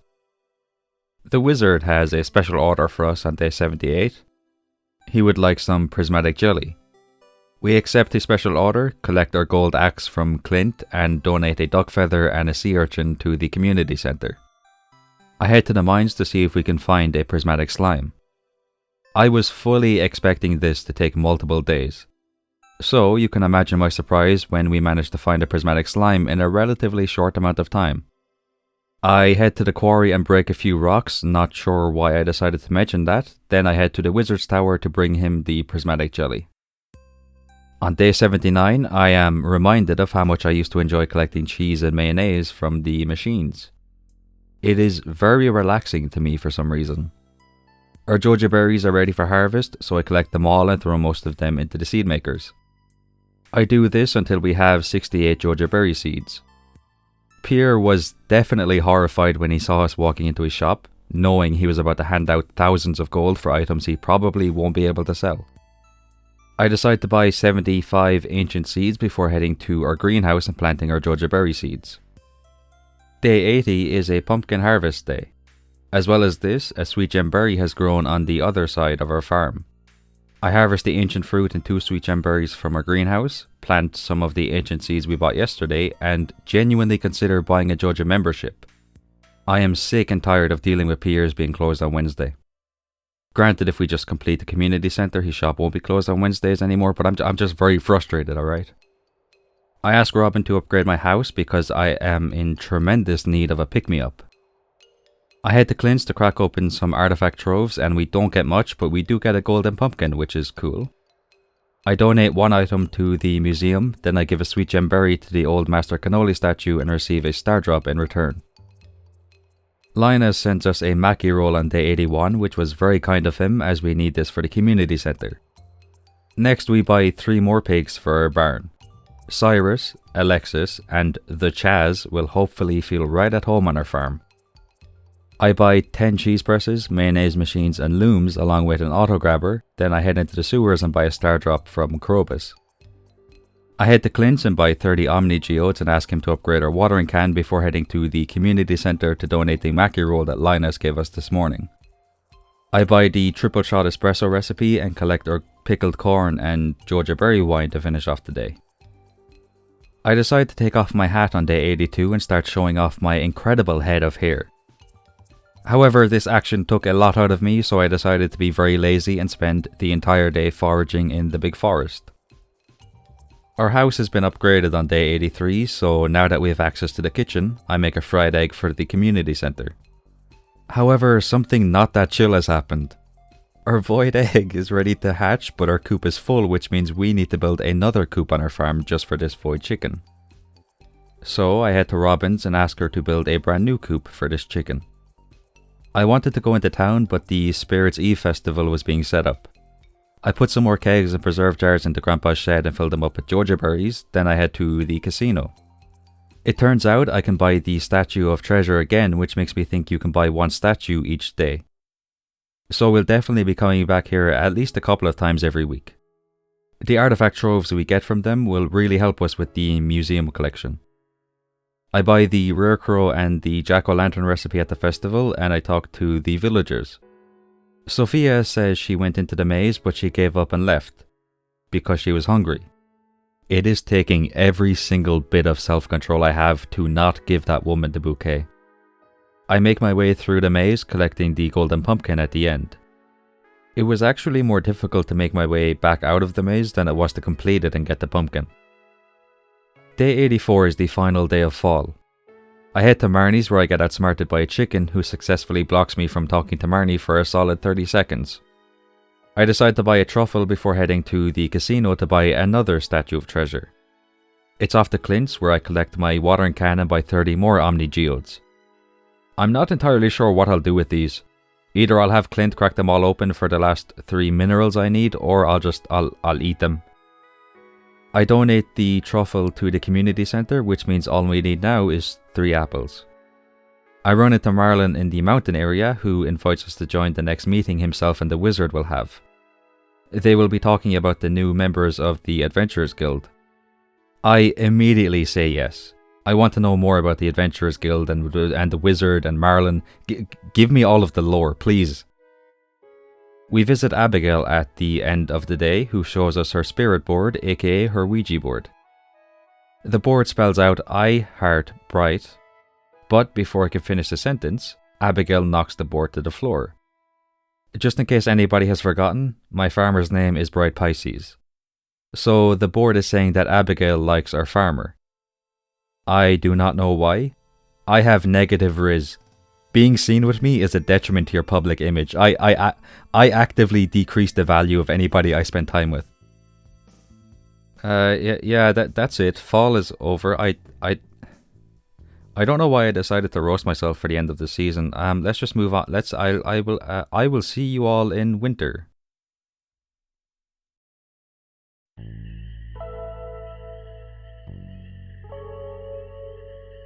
Day 85 is the first day of winter. It begins with a visit from Abigail, who basically tells us that she likes our farmer. I've said it before, I'll say it again, I will probably say it many more times in the future. I am struggling immensely when it comes to deciding who to marry. We run into the shadow guy at the bus stop, so we track him down and receive the magnifying glass. This is very good. Now we can collect secret notes. I buy 10 strawberry seeds from the Georgia clearance bin, then I spend the rest of the day redesigning the farm. We have a bit of a kerfuffle on day 86. The void egg in our incubator is still ready to hatch. I thought it would have hatched automatically when we had a second coop built, but it has not. I need to brainstorm here. I'll figure out a way to fix this eventually. I harvest the coffee beans that are ready in our greenhouse and replant them. Unfortunately, I had to take away 2 of our joja berries so we could get to 1 row of coffee beans. Many different types of jelly, pickles, wines, and aged rose are ready in Grandpa's shed, so I collect all of them. Also, our total earnings says we have reached over 1 million gold, so we completed that goal. My apologies for not realizing that sooner.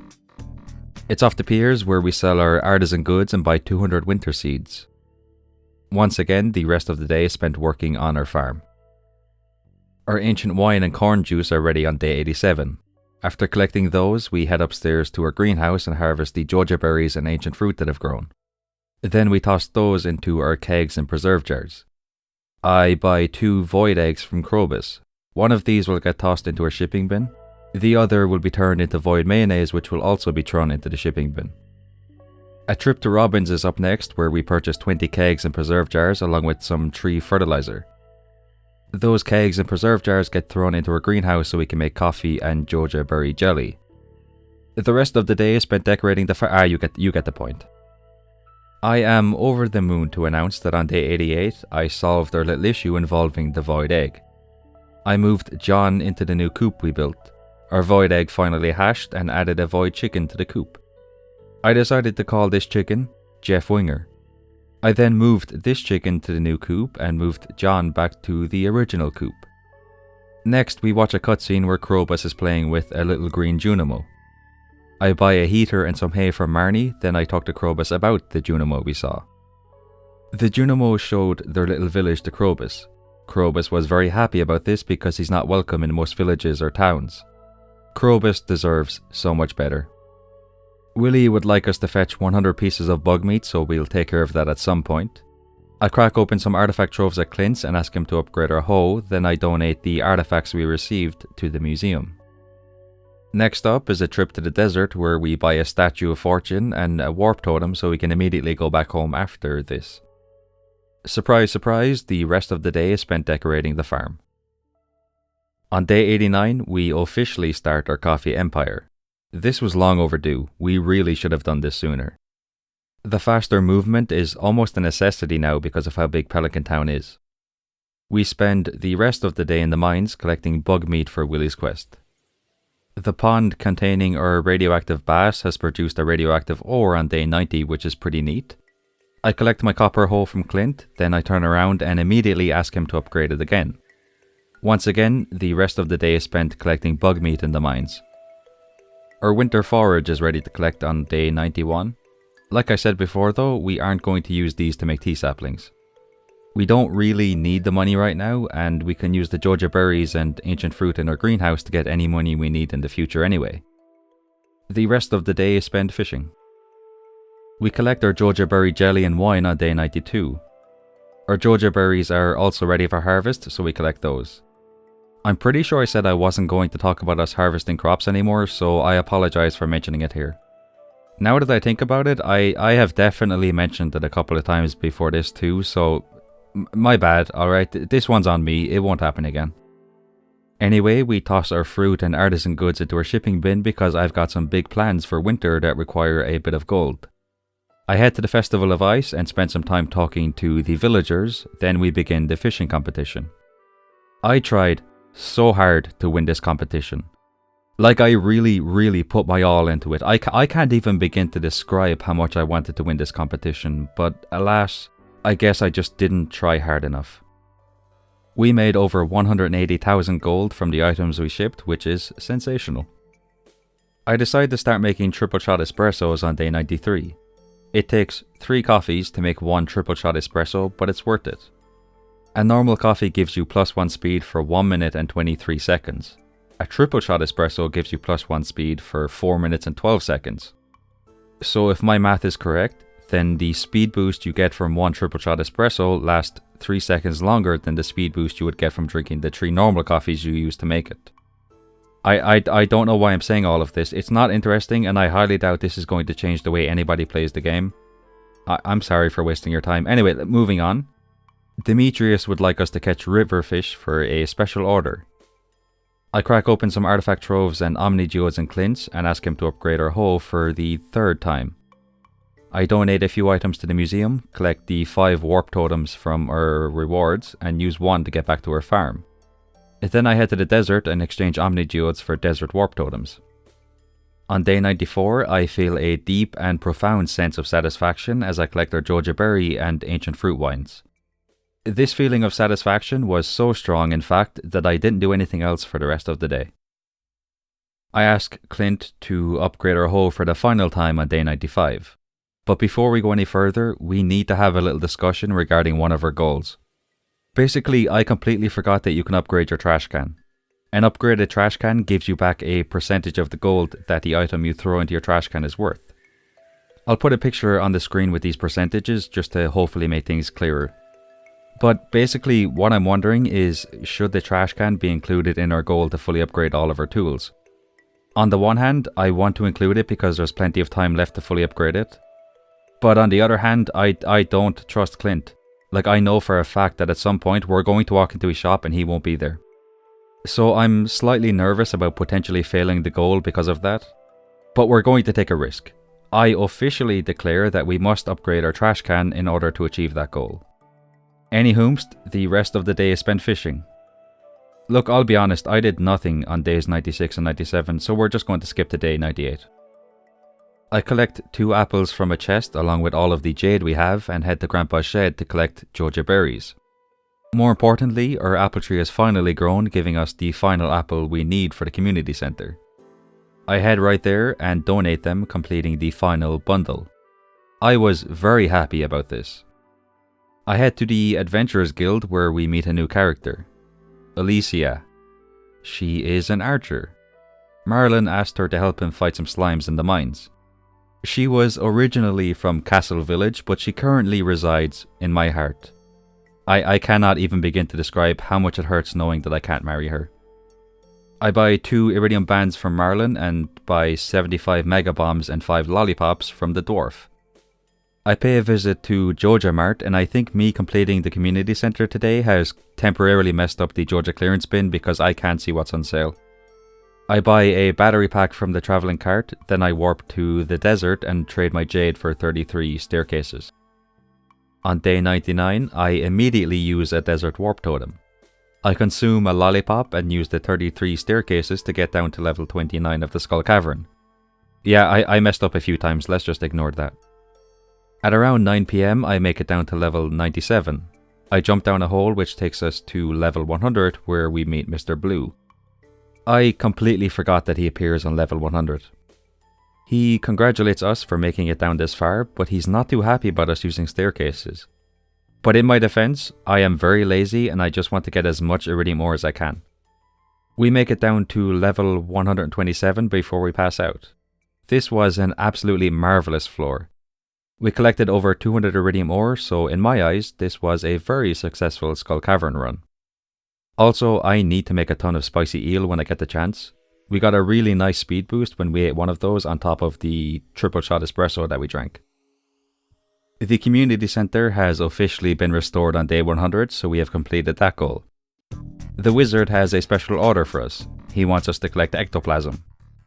I'm gonna keep going with these special orders and I'll only mention them in the future if we get one that really rustles my jimmies. I collect my iridium axe from Clint and ask him to upgrade our watering can. Yeah, we have plenty of time left to fully upgrade our watering can, so things are looking really good for us. Willie shows us his dilapidated boat. I donate the battery packs and iridium bars needed to repair the boat, but I didn't bring enough hardwood. One of the paintings that will be sold at the night market looks a lot like Abigail's original model. I'm pretty sure it's actually a painting of the mermaid, but that's still pretty cool. I return to Willie's shop a short time later with the rest of their hardwood and donate the 200 needed to repair the boat. Next, it is time to speedrun the wizard's quest.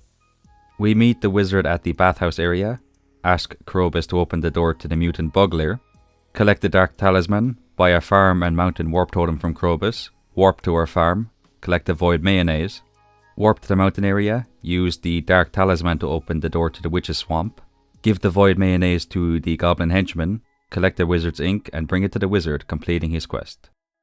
I head to the night market where I was going to buy the painting of the mermaid, but Sophia said she might buy it, so I left it there just in case she decided to buy it.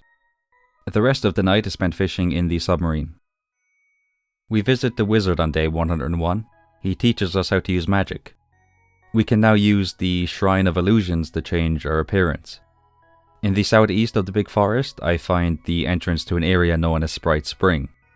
2 sprites live here, Angelica and Klaus. We swim across the lake here and find a bunch of winter forage. This is a nice area. I wish you could set up a little house here.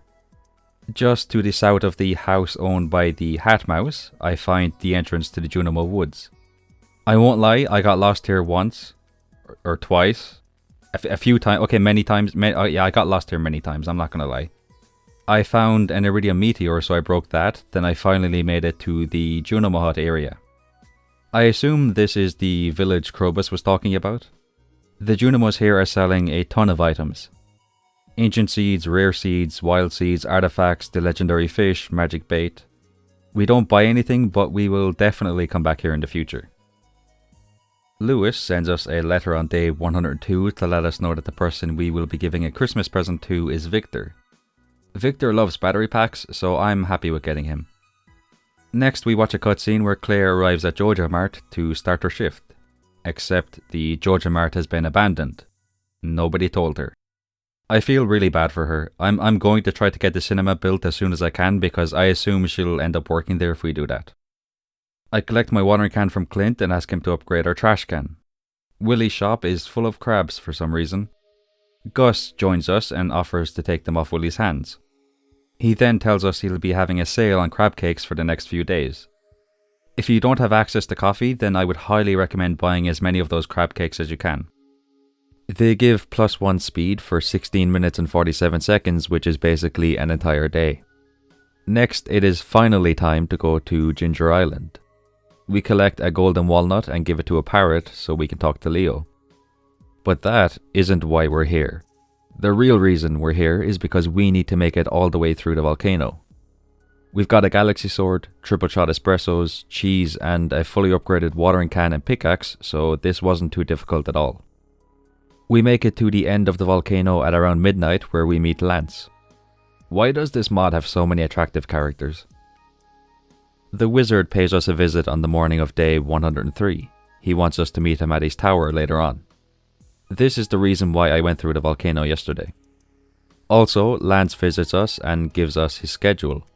Basically, we can see where he is at all times. I'm not gonna lie, I feel like Joe Goldberg now. You know, Lance has me feeling like...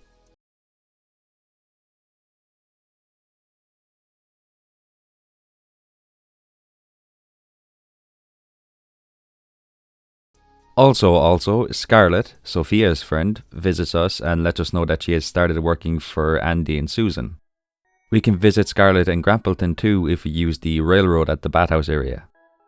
A training montage of sorts plays when we enter the wizard's tower. We have learned how to make teleportation runes. The wizard also talks to us about Angelica and Klaus. It turns out, Angelica is the crop fairy. We meet the wizard in the backwoods behind our farm where he sets up our nexus. This is basically the area where we can set up teleportation stations to go to different areas on the map. There are 7 teleportation stations that can be added here. The wizard immediately adds the first, allowing us to teleport to the wizard's tower. I head to the Sprite Spring where Angelica adds the area to our nexus. Next we head to the Adventurers Guild where Marlin adds this area to our nexus. We also agreed to help Gunther explore the mines tomorrow morning. Finally, we go to the Junimo Woods where a Junimo called Peaches adds this area to our nexus too. So now we've got 4 locations at our nexus. The Wizard's Tower, Junimo Woods, Sprite Spring, and the Adventurers Guild. On day 104, I head to Clint's and ask him to upgrade our trash can for the 2nd time. I spend the rest of the day fishing to collect some of the fish in the new areas we've unlocked. We also help Gunther go through the mines and add our farm to our nexus. On day 105, Gunther sends us 20,000 gold in the mail for helping him in the mines. Our nexus is looking pretty nice. We've got 5 of the 7 teleportation stations unlocked. A beautiful sight awaits us in Grandpa's shed as many jellies and wines are ready. Once again, the rest of the day is spent fishing. Shane sends us a letter on day 106 to let us know that he took some of the items that were left in the Georgia Mart when it was abandoned. We can now buy these items from him. Basically, the Georgia clearance bin has been moved to Marnie's ranch. I wanted to sell my artisan goods to Pierre, but the 22nd day of every season is Community Day, so every villager is going to the community centre today. That is lovely, but I really wish Pierre would have bought my stuff before he left his shop. This put me in an absolutely terrible mood, so I did what I do every time I feel upset. I went to sleep. I did throw my artisan goods into the shipping bin and we received over 260,000 gold, so that cheered me up. I perform my daily ritual of collecting several artifact troves to start day 107, then I head to the desert and buy 600 starfruit seeds. I buy 2 iridium sprinklers from Pierre, toss my items into a chest, collect my trash can from Clint, and crack open many artifact troves. The only item we received that we can donate is the chicken statue. At this point, I just need to dig up artifact spots around the town to get the last few artifacts we need. I also need 3 more minerals, but I'll get those in the future. I head back to the farm and pick up 5 gold bars, then I return to Clint's and ask him to upgrade our trash can. I spend the rest of the day planting as many starfruit seeds as I can in our greenhouse. On day 108, I must say that our coffee bean and Georgia berry greenhouse looks absolutely sterling. I make my way to the railroad by the bathhouse and use it to pay a visit to Grampleton. This is where Scarlet lives. There isn't really much to do here besides talk to Scarlet, go inside her house and talk to her father Trayvon and her stepfather Hank. Being able to visit Grampleton and talk to Scarlet and her parents is completely new to me. This wasn't in the game when I played the Stardew Valley Expanded mod last year. I'm going to work on increasing my friendship with her as much as I can because I really want to see her cutscenes. I think she could easily become my favourite villager. I head back to Pelican Town and ask Robin to upgrade my house, then I spend the rest of the day digging up artifact spots. The Feast of the Winter Star takes place on day 109. Olivia was the first person to say Merry Christmas to me, so she's my favourite villager once again. Sophia was with Dusty the dog when I went over to her and talked to her. The first thing she said was, "Who's a good boy?" "You are." Now I know that she was saying this to Dusty, but I genuinely thought she was saying this to me at first and I couldn't stop laughing. So, Sophia is now my favourite villager because of the giggle I had when this happened. Something strange happened after this though. I tried to give Victor his Christmas present, but it didn't give me the option. I talked to pretty much everybody at the festival and it turns out Andy is the person I have to give a gift to. Listen, I am a very particular person, alright? I am terrible at dealing with an unexpected change of plans. Like no joke, as soon as something happens that I wasn't ready for, my brain cells go on vacation and I just don't know what to do. So this was a problem for me. I only had a battery pack and goat cheese with me. Luckily Andy ended up liking the goat cheese, so that could have gone a lot worse. I sell some fruit, jelly and wine to Pierre on day 110, then it's off to Willie's shop to buy a lead bobber and 5 fish stews. I head to Clint's to collect my gold trash can and ask him to upgrade it for the final time, but he isn't there.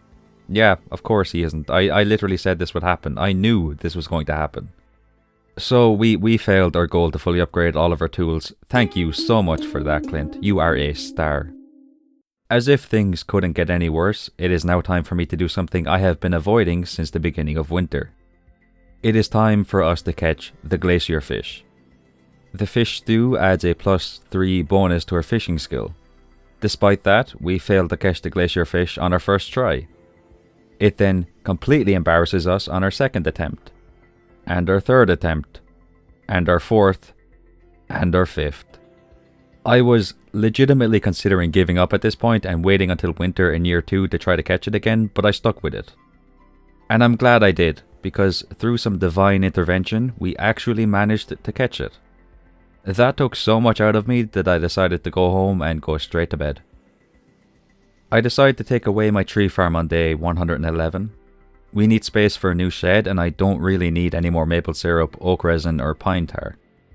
I buy 20 kegs from Robin, ask her to build us a shed, collect our gold trash can from Clint and ask him to break open our geodes.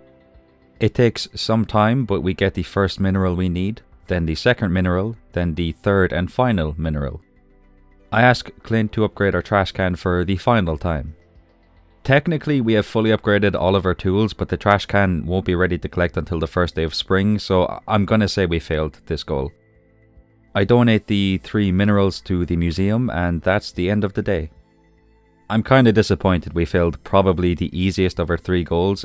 We were really close. You know, we almost had it, but it is what it is. I made the executive decision to take it really easy on day 112. All I did was collect the jelly and wine that was ready in Grandpa's shed. I felt it was only right that we spend the final day of our first year in Pelican Town at the summit. When I made it to the top of the mountain, Leah was there. I stood beside her, taking in the beautiful view in front of us as the sun set on Stardew Valley.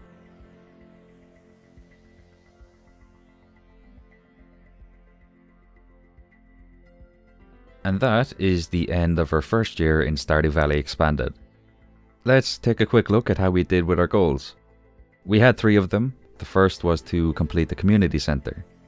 We were able to get this done in the middle of winter. I was hoping we would have been able to do this around the end of fall, but better late than never. You know, we got it done. It is what it is.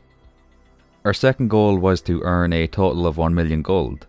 We were able to do this, but I'll be honest, the Better Mixed Seeds mod definitely helped us out a bit with this one. Regardless, that's 2 goals completed. The final goal was to upgrade all of our tools to Iridium quality. We were really close to achieving this one, but we failed. I don't even blame Clint for this one though, this one's on me. I should have paid more attention during the last few days. So we completed 2 goals and failed 1 goal, which I'm happy with. It could have been worse, could have been better. Could have been a lot better, but it could have been worse, so I'm happy. As for our second year, I have another 3 goals in mind. Our first goal will be to complete the shipping collection, the second will be to complete the fishing collection, and the third and final goal will be to reach maximum friendship with everybody. There might be somebody watching this video right now that has played through Stardew Valley Expanded, and they might be saying to themselves, yeah, one of those goals is impossible, like you literally cannot complete the fishing collection until year 3 or something like that.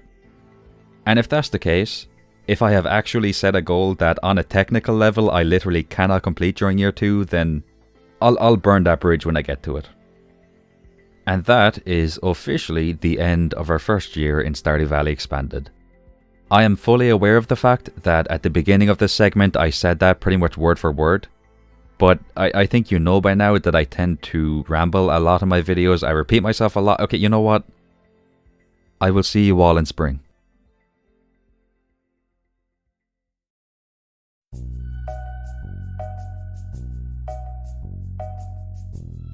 Day 113 is the first day of our second year. It begins with a visit from Kent, who has just arrived back in Pelican Town. I meet Lewis at the old community garden in the east of town. He says we can use this garden to grow crops. This was very kind of him. I will admit, however, that I completely forgot about this and didn't go back here for the rest of spring. My bad. I buy 400 deluxe speed grow and 400 mixed seeds and pears, then I visit Robin and add the 2 extra rooms to our house. I also buy 20 kegs. I return to Piers to buy some grass starter. We're mainly going to be focusing on the layout of our farm this month, so I'll be using this grass to decorate it. I head back to the farm and plant our mixed seeds. On day 114, we have a conversation with Andy outside the abandoned farmhouse. It turns out it used to belong to 2 friends of his. I collect their wines and jams from the greenhouse and pick up the starfruit seeds I left there.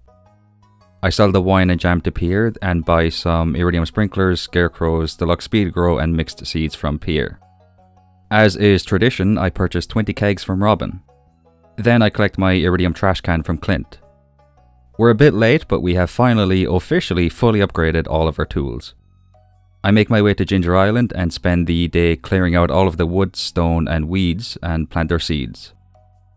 Day 115 is a big collection day. I really need to pick up our cheese and mayo more often. And I need to keep all of these machines working more frequently too. I want to have the most efficient farm that anybody has ever seen by the end of the second year. I ask Robin to upgrade our shed, then I head to Ginger Island where I spend the rest of the day in the volcano dungeon. I want to unlock Mr. Key's walnut room this month, so we're going to be spending a good bit of time on Ginger Island. I'm pretty sure I mentioned previously that I was going to refer to Mr. Key as Mr. Blue. I've changed my mind on that. It's Mr. Key, it's not Mr. Blue anymore. Day 116 is a small harvest day as various crops have grown. The only reason I'm pointing this out is because I basically ignored the crops that are growing on this farm during spring. I don't know why I did that, to be honest. But our greenhouse is a different story altogether. Our Joja berries are ready for harvest, and a few Joja berry jams are also ready for collection. I purchased even more deluxe speed grow and mixed seeds and pears, and I think you know the drill by now. I'm not going to specifically mention me buying deluxe speed grow or mixed seeds anymore. It's off to Ginger Island once again to clear out some more space for the planting of more seeds. Wheat and garlic have appeared from mixed seeds, so I make sure to plant a melon seed so we can get 15 golden walnuts in the future. On day 117, I make 33 kegs, which brings us up to a total of 53 thanks to the 20 I had in the chest beside my house. I've definitely got more kegs in different chests, but I just don't know where they are. I buy another 20 kegs from Robin, giving us a total of 73. I also buy 150 oak resin, 30 copper bars, and 20 iron bars. We now have 114 kegs. Not too bad. Not too bad at all. I'm going to be honest, I completely forget if I said I won't talk about harvesting the ancient fruit and Joja berries in Grandpa's shed anymore. I've said I won't mention certain things so many times that I've lost track of what I'm not allowed to talk about anymore. I get to work on placing the kegs inside our shed.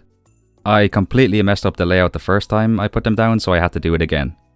This looks much better, but I don't have enough kegs to fill up the entire shed. I fill these kegs with ancient fruit and Joja berries before the day ends. On day 118, I decide it's time to complete the museum collection. I collect the artifacts I kept in my chest, donate them, and nothing happens. I'm missing something. Alright, well, I suppose this was bound to happen. Nothing can ever be easy, huh? It took me about a minute, but I realized we don't have a prismatic shard in our museum collection. I collect one from my storage shed and donate it to the museum. Once again, nothing happens. Of course. I'm going to do some detective work and see if I can figure out what I'm missing. I collect a jade from a crystallarium and I realize that this is what we haven't donated to the museum. That does make a lot of sense though. I kept my first jade so I could put it in the crystallarium, then I kept any more jades I found so I could trade them in for staircases. On day 119, I donate the jade and finally complete the museum collection. I receive a star drop for doing so.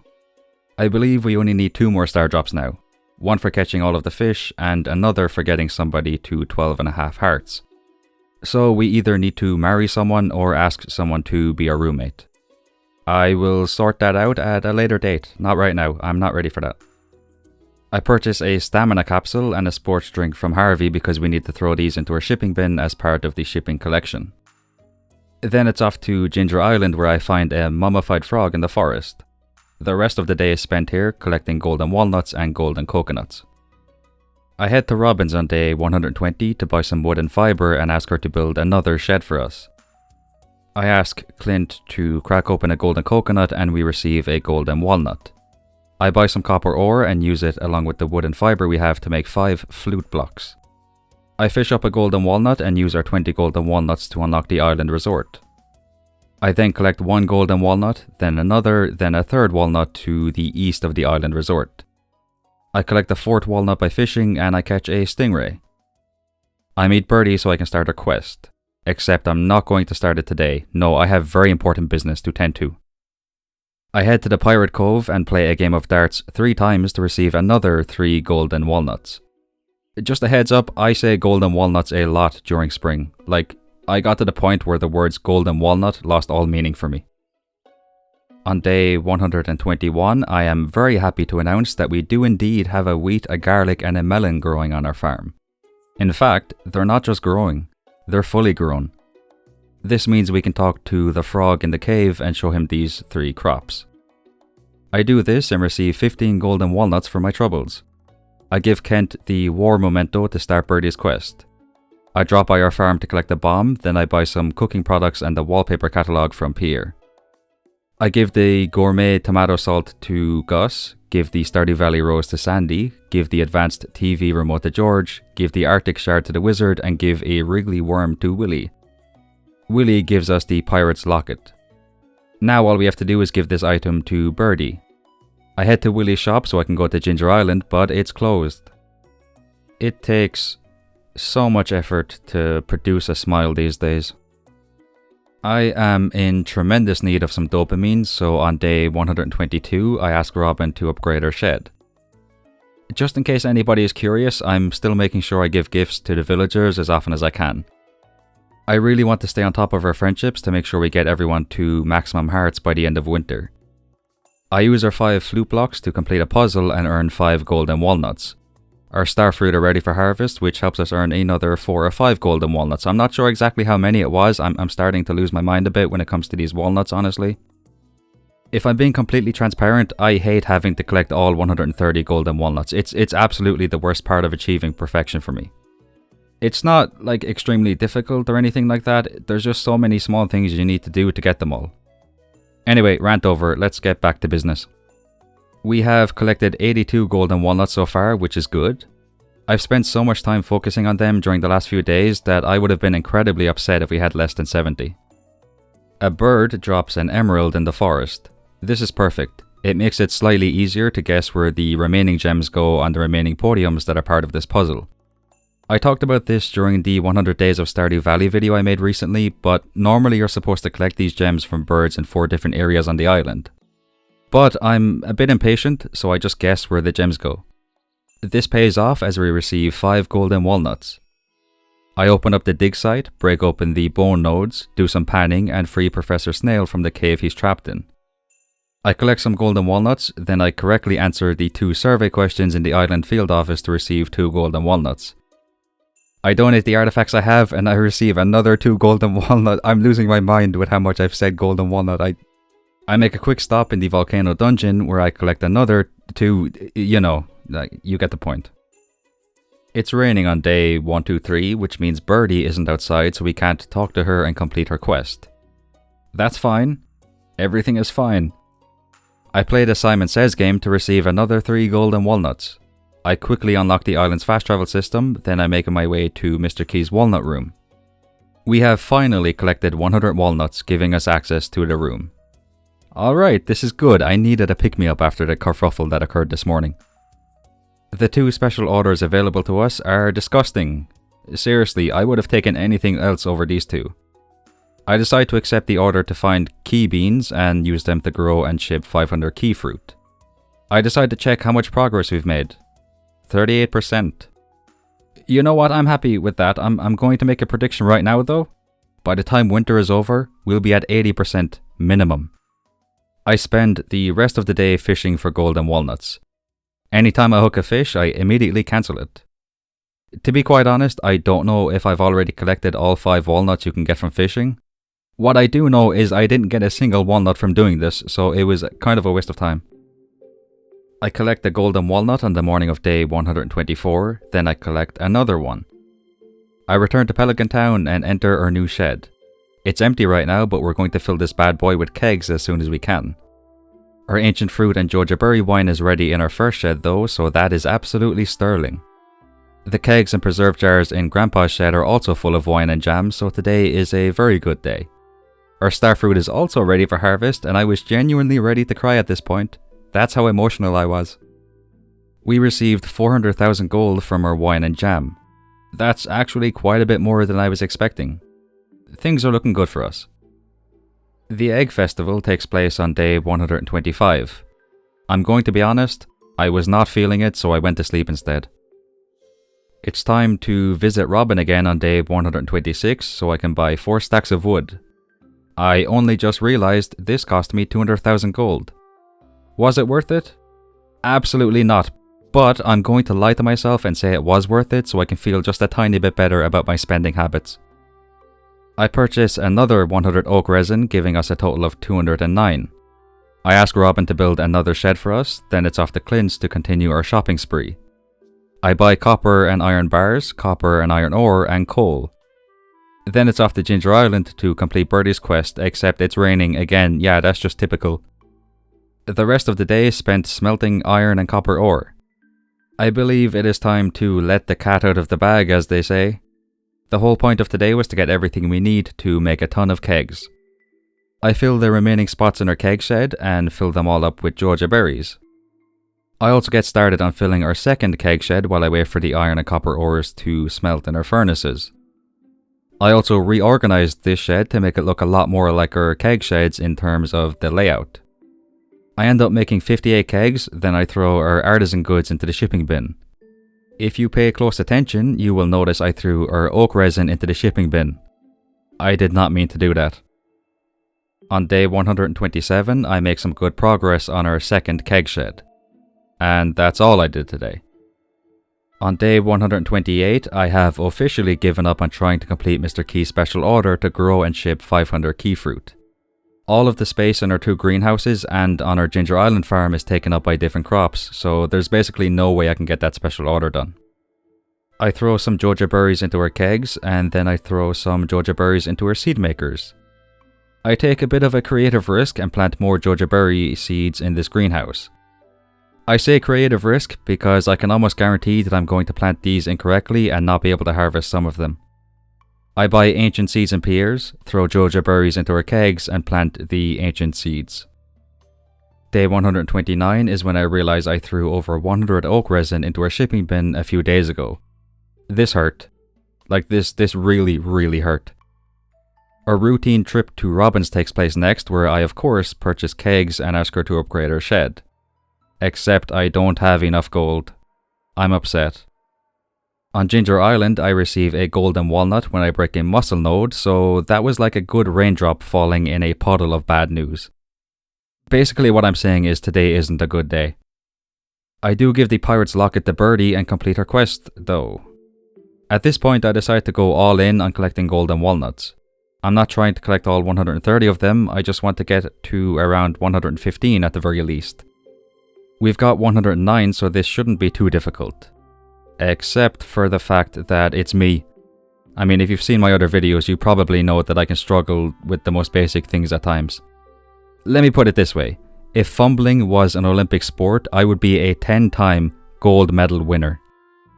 So, with all of that being said, the rest of day 129, as well as days 130, 131, 132, and 133 are spent fishing, harvesting our starfruit, breaking bone nodes, digging up artifact spots, panning, donating any artifacts I find, talking to Lance, and going through the volcano dungeon. Day 134 is an ancient fruit harvest day. You'll notice the golden coconuts in our inventory. I'm hoping we get a fossilized skull from one of them when we ask Clint to crack them open.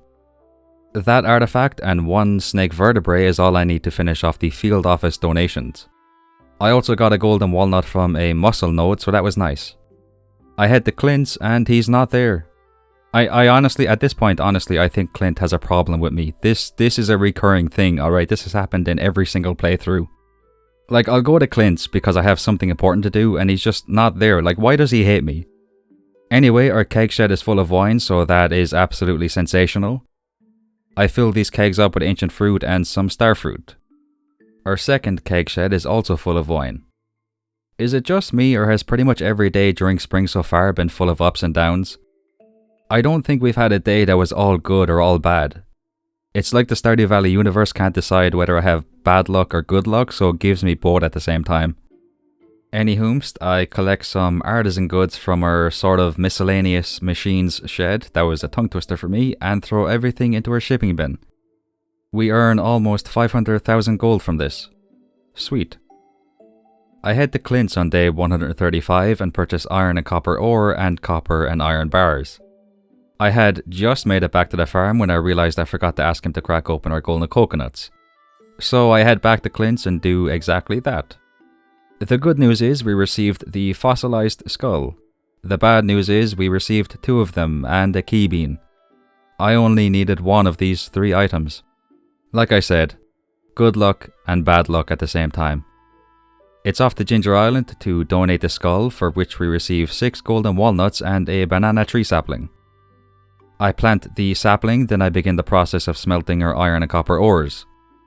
While the furnaces are working away, I begin clearing out the chests beside my house and putting everything into our storage shed.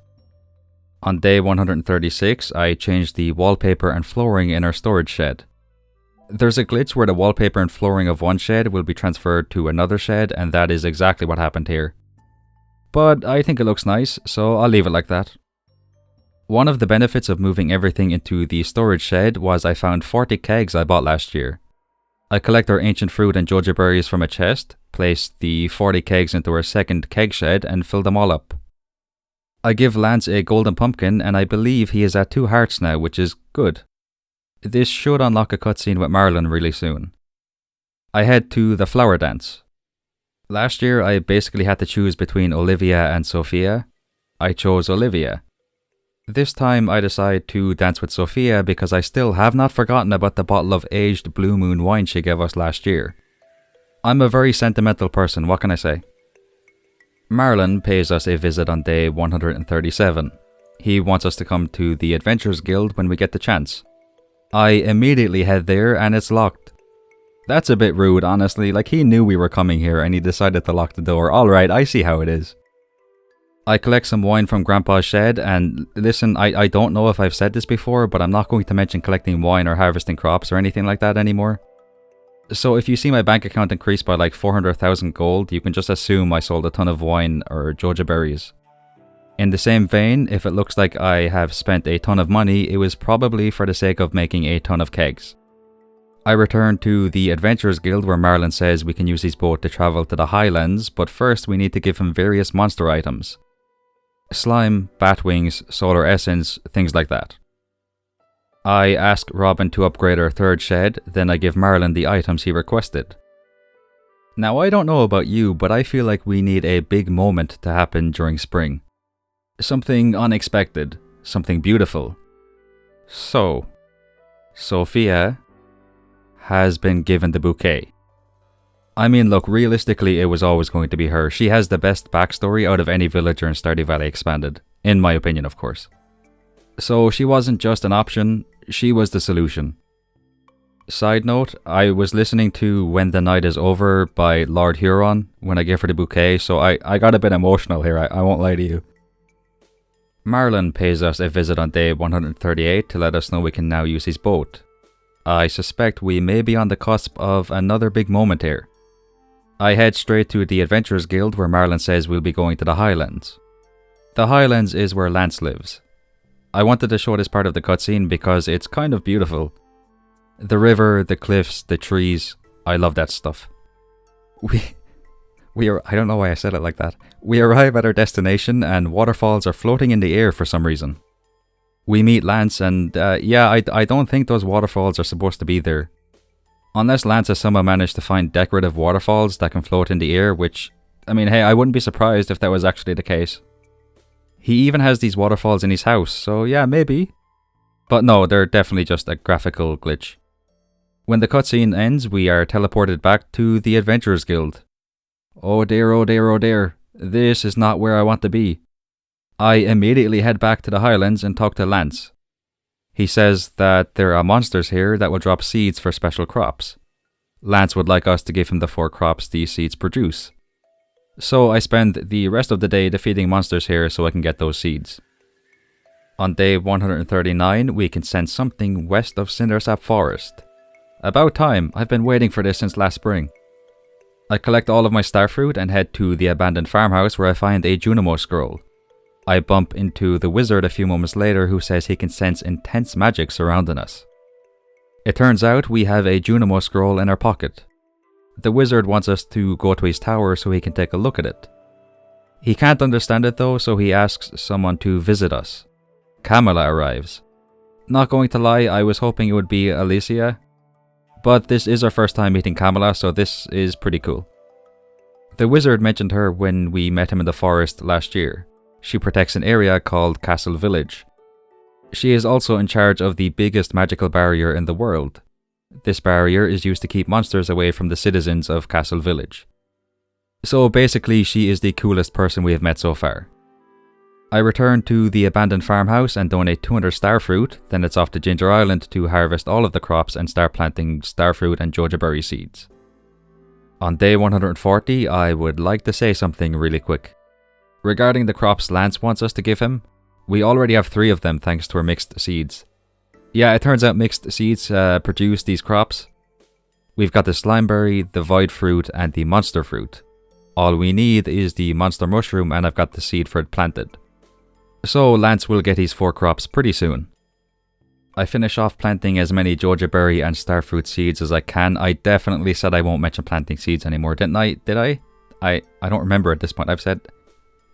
I won't say it. I probably will. I will say it again. You know the vibes. That's what I do. I just forget things. I don't know what I'm saying, and let's just move on. I buy cooking recipes from Gus at the Island Resort. Just before the day ends, I head to the Highlands and give the 3 crops we have to Lance. So spring was... I don't even know what to say, to be honest. I feel like ups and downs doesn't even begin to describe it. It was just a weird season. Yeah, I will see you all in summer.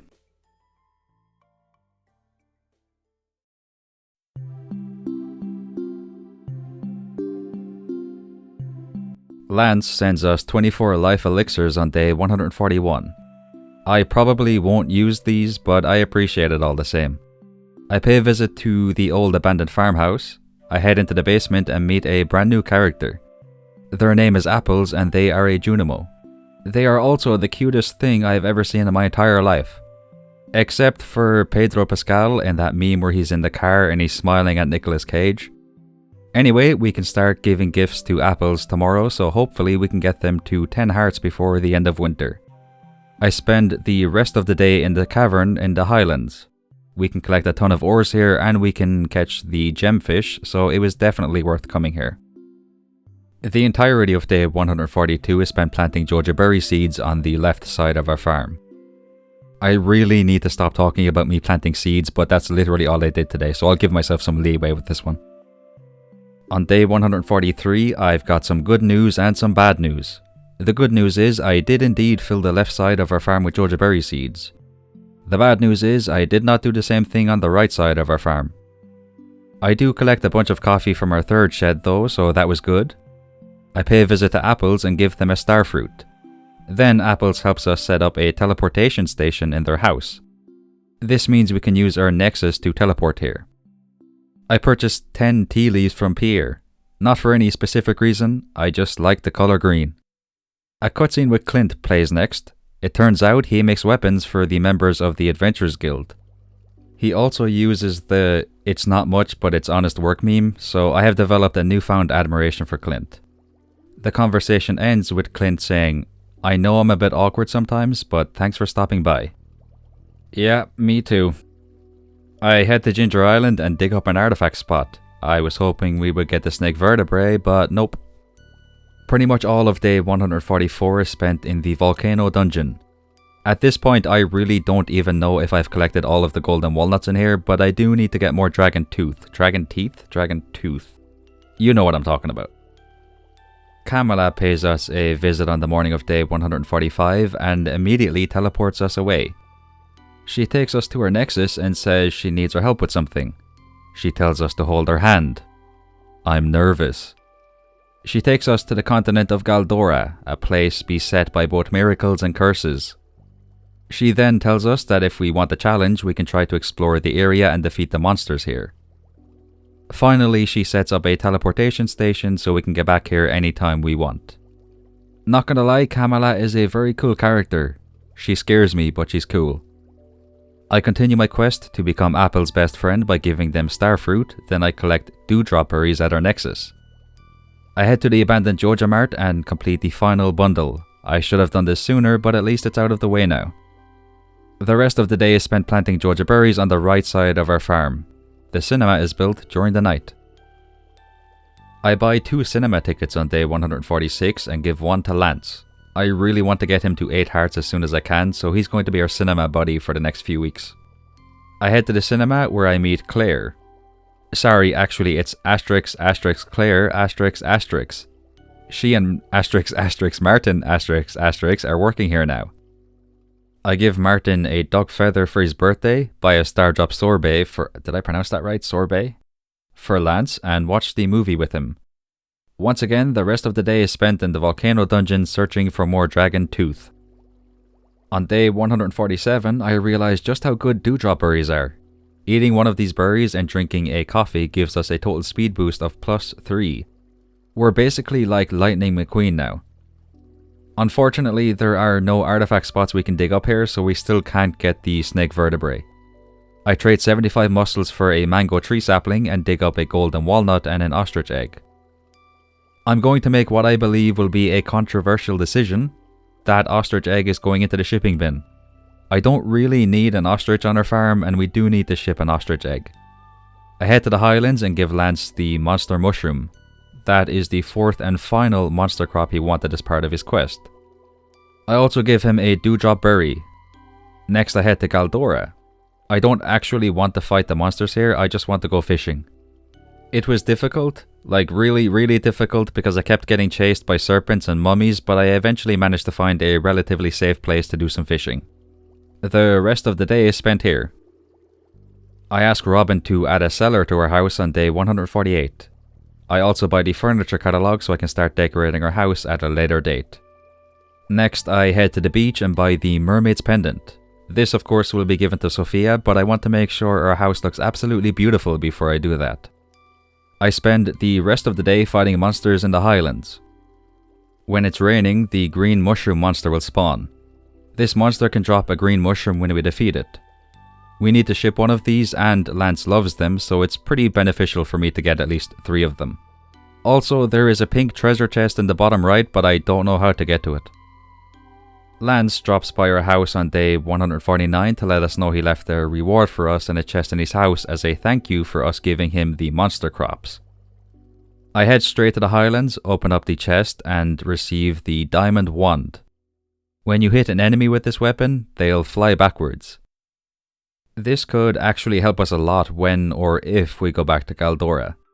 I should have mentioned this before, but another name for Galdora is the Crimson Badlands. Or rather, the Crimson Badlands is an area within Galdora. I spend the rest of the day decorating the house. I'm happy with how it turned out, but I am especially proud of my souvenir room. I've got a golden pumpkin, a treasure chest, the aged Blue Moon wine Sophia sent us, Mira Lewis's shorts, and Robin's axe. I should probably give those last 2 back to their owners, but I don't want to. We still need to get the snake vertebrae, so on day 150 I head to Ginger Island where I don't find one, but I do harvest a lot of starfruit, so a win is a win. Up next is a cutscene with Sophia. She has decided to cosplay as a character from the Journey of the Prairie King game. She wants us to help her act out a scene. Bright Pisces and Sophia stand across from each other, their weapons drawn, a look of determination on their faces. This is the final showdown. A clash of the titans, so to speak. Sophia knocks our weapon out of her hands, putting us in quite the precarious position. She slowly walks towards us as we accept our fate. But then, we kiss. What a performance. I've got goosebumps. I feel like, what's the lad's name? Jake from Brooklyn Nine-Nine. In that scene where they're all singing Backstreet's Back, whatever, I don't know what I'm talking about. It was good. I want it that way, you know, that scene where they're all singing that song. You know what I'm talking about, you probably know what I'm talking about, let's just move on.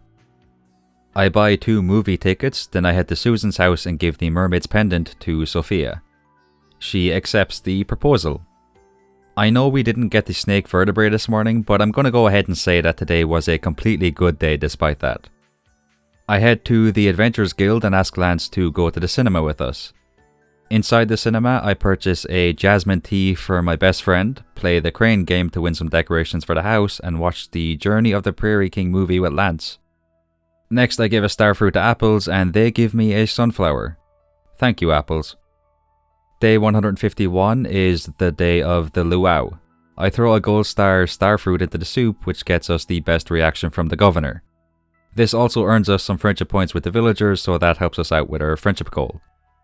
I quickly head to the mines and buy a rare crow from the dwarf before the day ends. The Zuzu City Rare Crow Society sends us a letter on day 152. They congratulate us on collecting all of their rare crows and give us the crafting recipe for the deluxe scarecrow. Over on Ginger Island, I still have not found the snake vertebrae.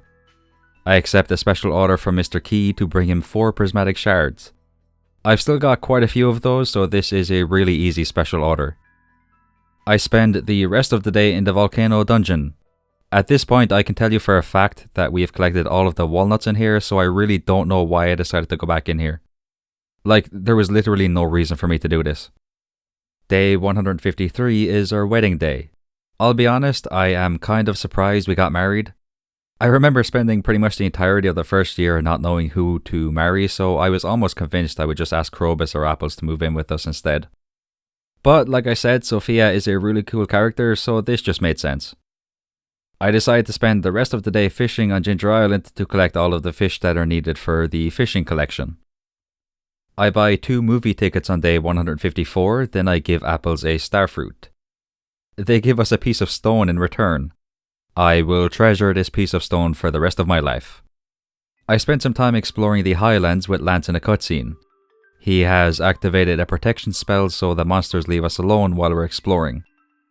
I give him a green mushroom, then I try to give him a cinema ticket, but he doesn't feel like going to the cinema. Okay. I tried to give Apples the cinema ticket, but it turns out we can't invite them to the cinema. I don't like that. I don't like that at all. I decide to invite Susan to the cinema, but it turns out we are the person who doesn't feel like going to the cinema. My bad, that one's on me. I'm sorry, Lance. I thought you rejected my cinema invitation and I was actually really upset with you for a minute. That's my fault, my bad. I visit Apples on day 155 and they want to show me how they've decorated their home. Honestly, I think it looks sterling. I mean, yeah, they've pretty much just used starfruit to decorate their house, but it's all about perspective, you know? And they gave me 3 starfruits, so of course I'm going to say something nice about their home. I head to the Crimson Badlands and give Lance a golden pumpkin and invite him to the cinema. This time I actually do feel like going to the movies, so that's good. Like I said, I'm working as hard as I can to make sure I get Lance to 8 hearts as soon as I can. I really don't want to fall behind on any of the friendships I have left. Unfortunately, I still have not gotten the snake vertebrae on day 156, but I did harvest quite a few jojo berries, so that was something at least. You know what, I'm tired of talking about how I didn't find the snake vertebrae. So the rest of day 156, as well as days 157 and 158 are spent trying to get the snake vertebrae. I also make time to harvest the jojo berries on our farm. Then a miracle happens. On the morning of day 159, I finally dig up a snake vertebrae. I donate this to the field office, fully completing the entire collection. I am feeling pretty happy with myself as I look at the items I've donated. I receive 3 golden walnuts and a mango tree sapling as rewards. I believe all we need to do now is get a banana and put it on a podium in the jungle to receive the final 3 golden walnuts. On day 160, I would like to show you all my souvenir room again. You may have noticed I have made a small change to the room. I took away the golden pumpkin and replaced it with the piece of stone Apples gave us. I feel like it really complements the vibe of the room, you know, I just love the aura it gives off. Also, that's it for today. Day 161 is sort of a laid back day, but it's also a bit hectic too. The day of course begins with me giving a gift to Sophia. Then I decide it's time to complete the quests that various villagers have given us. I give an iron bar to Clint, give a green mushroom to Lance, and spend the rest of the day giving items to the villagers to complete as many of these quests as I can. Day 162 is a really memorable day for one reason and one reason only. Almost every jojo berry seed on our farm and in the greenhouse in Grandpa's shed is ready for harvest. This means we're guaranteed to get at least 150 to 200 jojo berries every 4 days. Which means we will be the proud owner of the Jojo Berry Wine Emporium pretty soon. And by pretty soon, I mean we already are the proud owner of the Jojo Berry Wine Emporium. Anyway, all of the wine I collected today, along with the wine I kept from previous collections, and ancient fruit and jojo berries get thrown into the shipping bin. I also throw some artisan goods like mayonnaise and cheese into the shipping bin. We make over 1.8 million gold from all of these items. I give Sophia a pearl on day 163 and she gives us a star drop. The only star drop we need now is the one you get for completing the fishing bundle. I head to the Wizard's Tower and purchase the Earth Obelisk, the Water Obelisk, and the Desert Obelisk. I wasn't happy with where I placed them when I bought them, so I immediately moved them up beside our house. We still need to get the Island Obelisk, but I need 1 million gold and 10 bananas for that. I give Lance a golden pumpkin and invite him to the cinema once again. Thanks to us giving him golden pumpkins and green mushrooms, as well as inviting him to the cinema and buying him food he loves, we've made significant progress on his friendship. In fact, this might be the most amount of progress I've made on a villager's friendship in the least amount of time. I visit Ginger Island, where I almost immediately get a cutscene involving Lance. He wants to bring us to the home of his guild so he can show the monster crops we gave him to everybody there. We jump into a teleportation station and head to a place called the Fable Reef. The first thing I notice about this place is that it contains a piece of forage I have not seen before, which means it is one of the 3 items I still have left to ship. The other 2 items are the banana and the mango. Lance introduces us to the other members of the guild who welcome us with open arms.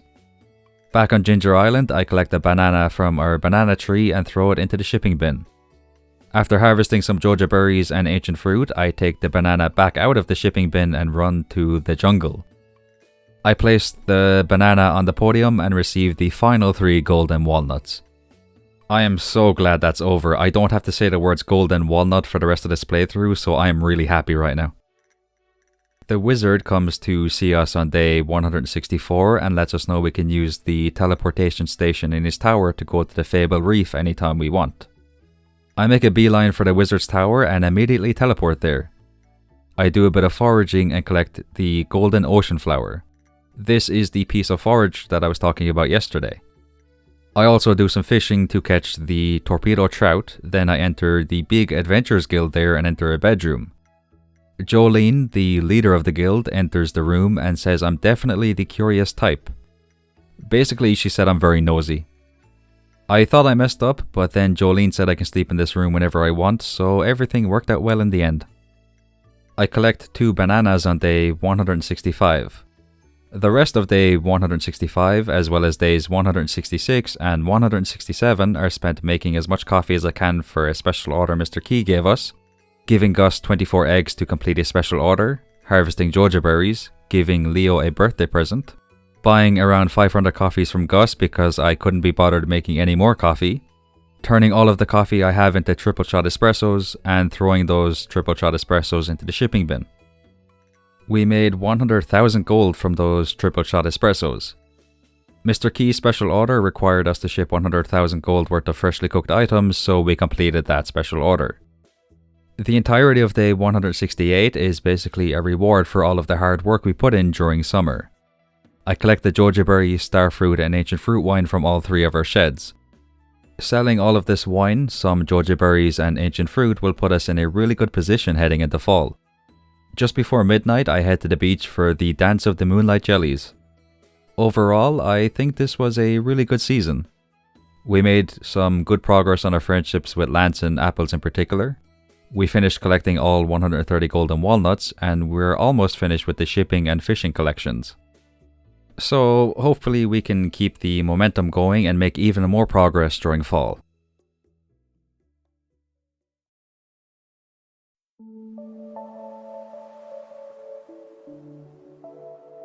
On day 169, I meet Kamala on the Shearwater Bridge. She still scares me, I can't lie. She's just too confident, you know, like I need her to be just a little bit more awkward around me. She reminds me of Harvey Specter from a show called Suits, if anybody has seen that. And she keeps winking at me too, like I'm getting nervous just being around her, I don't like this. Anyway, she uses magic to make a new fish appear in the water here, which is fantastic news. We only need 1 more fish to complete the fishing collection, so all we have to do is catch this new fish. Should be pretty easy, right? Wrong. I caught a salmon. I caught another salmon. I caught a tiger trout. I caught a 3rd salmon. I caught a minnow. I'm not entirely sure how to pronounce that last one. Hopefully it's pronounced minnow anyway. I caught a butterfish. I caught basically every single fish you can catch here. I caught it. I got a bit frustrated, so I went to Willie's and bought some bait, lead bobbers, and dish of the seas. Then I returned to Shearwater Bridge, committed to catching this new fish. Once again, I caught pretty much every fish you can catch here. And then, finally, I caught the new fish. The kitty fish. And that is the final fish we needed. We have officially completed our goal to complete the fishing collection.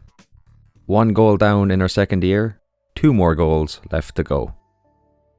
Willie sends us a star drop for completing the fishing collection on day 170. Thank you, William. We are so close to being able to build the island obelisk. We just need one more banana and we're good to go.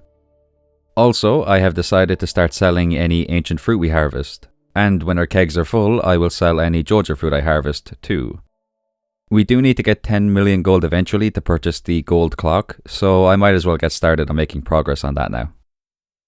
Sophia makes us breakfast on day 171. She also wants to know if we can help her harvest the grapes in her vineyard and put them into kegs. We say yes, of course, not that I was given a choice. I basically had to agree to help her. But I would have said yes anyway, so it's all good. I make 4 monster musks, then I head to Sophia's home where a lovely cutscene plays. We see the process of harvesting the grapes and putting them into kegs. Afterwards, Sophia shares her family's secret grape fermentation method with us. Grapes are worth twice as much now. I was really hoping this would result in any type of wine being worth twice as much, but no, that's not what happened, so that was disappointing. I spend the rest of the day in the mines. I've decided that I'm going to spend quite a bit of time this month trying to complete the monster eradication goals. We've already made some good progress on that whole thing, so it should only take a week or so at the most to finish it off. My first target is the slimes, which I managed to complete pretty quickly. I return to the surface and buy some bombs from the dwarf, then it's back to the mines. I complete the doggies goal near the end of the day. Day 172 is the anniversary of the car crash Sophia's parents were involved in. Anniversary isn't the right word to use here, it sounds too happy, but I'm not entirely sure what else to call it. It's a sad day, alright, the vibes are not very good today. I was going to go to the mines to keep working on the monster eradication goals, but I decided to stay at the house all day because I don't want Sophia to be by herself today. That might be the saddest thing I've ever said. Let's just move on to the next day. I collect 3 desert warp totems and 3 farm warp totems from a chest on day 173. The farm warp totems make sense, but I have the desert obelisk, so I'm not entirely sure why I picked up all 3 of those warp totems. Look, my brain is fried. Alright, during the last 3 weeks I have written approximately 52 pages for the scripts of my Stardew Valley videos. If I'm being honest, I'm not well, alright? The good news is I finally got more bananas so I can build the island obelisk in the future. I warp to the desert and spend the rest of the day in the Skull Cavern. Just to be clear, I have been and will continue to use the monster musk while I'm working on the monster eradication goals. This is a dangerous thing to do in the Skull Cavern as it can result in you being completely swarmed by mummies and serpents. But I've got starfruit to keep my energy and health up, so that makes it a bit easier. I made some decent progress on the monster eradication goals. You know, MEG, Meg. Alright, that's what I'm going to call the monster eradication goals from now on. I made some decent progress on the Meg today. Also, Sophia wants to have a baby. On day 174, Sophia tells us about the Zuzu City Comic Con and says she wants to go with us. It takes place in spring next year, which means no matter what happens, this playthrough is going to continue into year 3. Even if we somehow achieve perfection by the end of this year, I want to see what that Zuzu City Comic Con is all about, so we're going there, regardless. Once again, it's off to the Skull Cavern to continue working on the Meg for the rest of the day. I buy some more bombs on day 175, then I head to Ginger Island where our mango tree has finally grown and produced a mango. I toss the mango into our shipping bin, then I head to the Wizard's Tower and build the island obelisk on our farm. That is the 4th and final obelisk out of the way. In the Skull Cavern, I complete the Mummy Meg. So at this point, all I have left are rock crabs, pepper rexes, serpents, and magma sprites. 1 or 2 monster-only floors with pepper rexes should be more than enough to complete that one, so things are looking good. A notification pops up on day 176 to let us know we have unlocked the full shipment achievement. This means we have completed the shipping collection. So we only have one goal left, to reach max friendship with every villager. And I'm not really worried about that one, to be honest. I have been giving birthday presents to every villager and making sure I continue to give gifts and talk to them as often as I can, so all goes well, we should complete that goal around the middle of winter, I reckon. I collect a banana and a mango from our Ginger Island farm, and that was basically all I did today. Day 177 is spent in the volcano dungeon so I can defeat as many magma sprites as possible. Thankfully, all of the time I spent in here collecting golden walnuts proved to be even more beneficial than I initially thought, as I managed to finish off the magma sprite goal before the end of the day. I'm not going to lie to you, literally all I did on day 178 was harvest Joja berries and then go to sleep. Like I said before, my brain was empty at this point. All of the brain cells I had were in the shape of a starfruit. That is how much Stardew Valley content I've consumed during the last 3 weeks or so. But it's still a lot of fun, so those starfruit-shaped brain cells can stay there for as long as they like. I spent some time in the forest playing with apples on day 179. As in apples the Junimo, not the fruit. Then I bring a maple syrup into the secret woods and meet the bear. After that, I head to the top right of the big forest. My voice just completely gave up there, let me try that one more time. After that, I head to the top right of the big forest because this is where the bear's shop is located. I purchase 2 cooking recipes, then I head into town where Olivia is hosting a dinner with the cheese and wine I give to her as part of a special order. The good news is I gained friendship points with every villager in this cutscene. I wasn't paying too much attention, but I did see Kent there, which is good because he's one of the few villagers that I still haven't gotten to max friendship with yet. I buy a cooking recipe in Willie's, then I head to Robin's and ask her to build a new shed on her farm.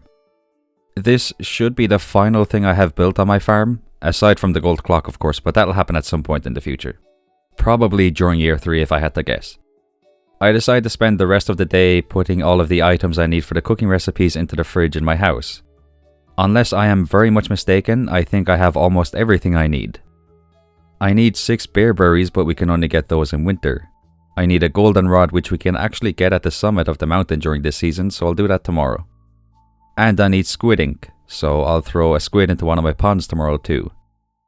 But other than that, I believe we have everything we need for the cooking recipes. On day 180, I manually remove all 10 sturgeons from my pond. I am pretty sure I could have just emptied the pond by clicking on it, but I don't have an excuse, I'm just not smart, like at all. I throw a midnight squid into the pond, purchase a cooking recipe and a golden pumpkin from Krobus, give him the golden pumpkin and head to the summit to collect the goldenrod flower I mentioned last night. I head to Galdora on day 181 and purchase 2 crafting recipes and 3 haste elixirs from Alicia. Next it's off to the desert to trade 10 iridium bars for the desert warp totem crafting recipe. That new shed I asked Robin to build, by the way, that is where I will eventually put all of the items that are needed for the crafting recipes. There are 2 or 3 crafting recipes I still need to buy for Mr. Keys, so I'll keep working away on a special orders to get the gems I need for them. As for every other crafting recipe, I think I have almost all of them, but I do know for a fact I don't have the solar panel crafting recipe. So I'm hoping Caroline gives us a special order pretty soon so we can get that crafting recipe as the reward. Honestly, I have to say I'm not sure how I feel about how close we are to achieving perfection. I didn't think I would be at the point where I was preparing to make every cooking recipe and every crafting recipe this soon. Like, I genuinely thought this would happen in summer of year 3 at the earliest, but, you know, what can you do? I'm going to make sure I still focus on our friendship goal because that is the last goal we have to complete in year 2, so, you know, if we achieve perfection on the final day of year 2, great. If not, then that's okay too. In fact, I think it's a good thing because it will give me an excuse to keep playing Stardew Valley Expanded, so it's a win-win. Alright, I'm gonna stop rambling now. Day 182 is a very boring day, so maybe I should have kept rambling, I don't know. Regardless, all I did today was harvest Joja berries, collect Joja berry wine, and visit Kamala and Galdora. We earned 1.5 million gold from our Joja berries and Joja berry wine, so that's very nice. I buy 2 movie tickets on day 183 and invite Krobus to the movies after giving him a pumpkin. I need to get him to 10 Hearts of Friendship so I can buy a cooking recipe from him. We're really close to that, so hopefully within the next few days I can get that recipe. Speaking of friendship, Apples is a bit of an interesting critter. They don't have a birthday, so we can't get 3 hearts by giving them a gift they love on their birthday. And I believe I mentioned before that we can't bring them to the cinema too. So all we can really do is talk to them every day and give them starfruit twice a week. I give Sandy a crocus for her birthday, then it's off to the Skull Cavern for the rest of the day where I complete the rock crab goal. Pretty soon afterwards, I also complete the serpent goal. Mr. Key sends us a golden piggy bank on day 184 as a reward for earning a total of 10 million gold. I've never seen this before, so this is actually really cool. Yeah, I take that back. It turns out you could put money into the piggy bank, but you can't take it back out. It basically steals your money. What is this? Why is this a reward? It doesn't do anything good. You know, the way I see it, I have been conned, hoodwinked, bamboozled, flim-flammed, had the wool pulled over my eyes even. I'm not happy about this at all. I was going to trade my jade for staircases, but the desert trader doesn't have those in their shop today, unfortunately. I used the staircases I made this morning in the hopes of getting to a monster-only floor. It doesn't work. Eventually, I get to the spiral floor that can take a while to get through, so I leave. It's off to the Stardew Valley Fair, where I set up my Grange display. Sophia wins quite a few star tokens with her Blue Moon wine display, and I come in first place with my display. I already bought the Rare Crow and Star Drop last year, so I don't actually need these tokens. But I do like this festival, so I'm happy I came here. Well, I like this festival most of the time. If you've seen the 100 Days of Stardew Valley video I made where I didn't use any mods, then you know what happened in that playthrough. It's back to the Skull Cavern on day 185. I find one Pepper Rex on floor 28, so hopefully that is a sign that good things are coming. Sure enough, that's exactly what it was, as floor 41 ends up being a monster-only floor. I complete the Pepper Rex meg on this floor. And that is all of the megs completed. I've been working away on Mr. Key's special orders, but I wanted to show the one I accepted on day 186. The mines in Pelican Town have been reset, so we need to get down to floor 120 all over again. I give a pumpkin to Krobus and a duck feather to Scarlet, then Apples pays us a visit. They invite us to a party they are throwing. The party doesn't go well, however. Apples tells us that the other Junimos aren't happy with Apples. They think Apples should not have moved into this abandoned farmhouse. This really upsets Apples. The bear was also invited to this party, but didn't show up, so that just made things worse. Apples says the party is cancelled and tells us to leave. But it turns out the bear was just late for the party because they fell asleep. Apples leaves the house and sees us talking to the bear and becomes a lot happier. That's good. If anyone deserves to be happy, it's Apples. I spend the rest of the day in the mines getting started on Mr. Key's challenge. It goes relatively well as I make it down to floor 15. And there are monsters that drop squid ink when defeated, so that's a nice bonus. I buy some more bombs just before the day ends. The entirety of day 187 is spent in the mines. Thanks to our bombs, triple shot espressos, and pizzas, we make it down to floor 52. Unfortunately, I get hit by a monster called the Putrid Ghost. When this happens, you can't eat or drink anything for 2 minutes. This is such a horrible debuff, like honestly, it basically prevents you from going any further during that time. I used staircases to get down to floor 55, then I just left the mines. Sophia gave birth to a baby boy during the night, so I decided to call him Turbulence. Day 188 is once again spent in the mines. I made it to floor 65, but again I was hit by a putrid ghost, so I can't eat anything for 2 more minutes.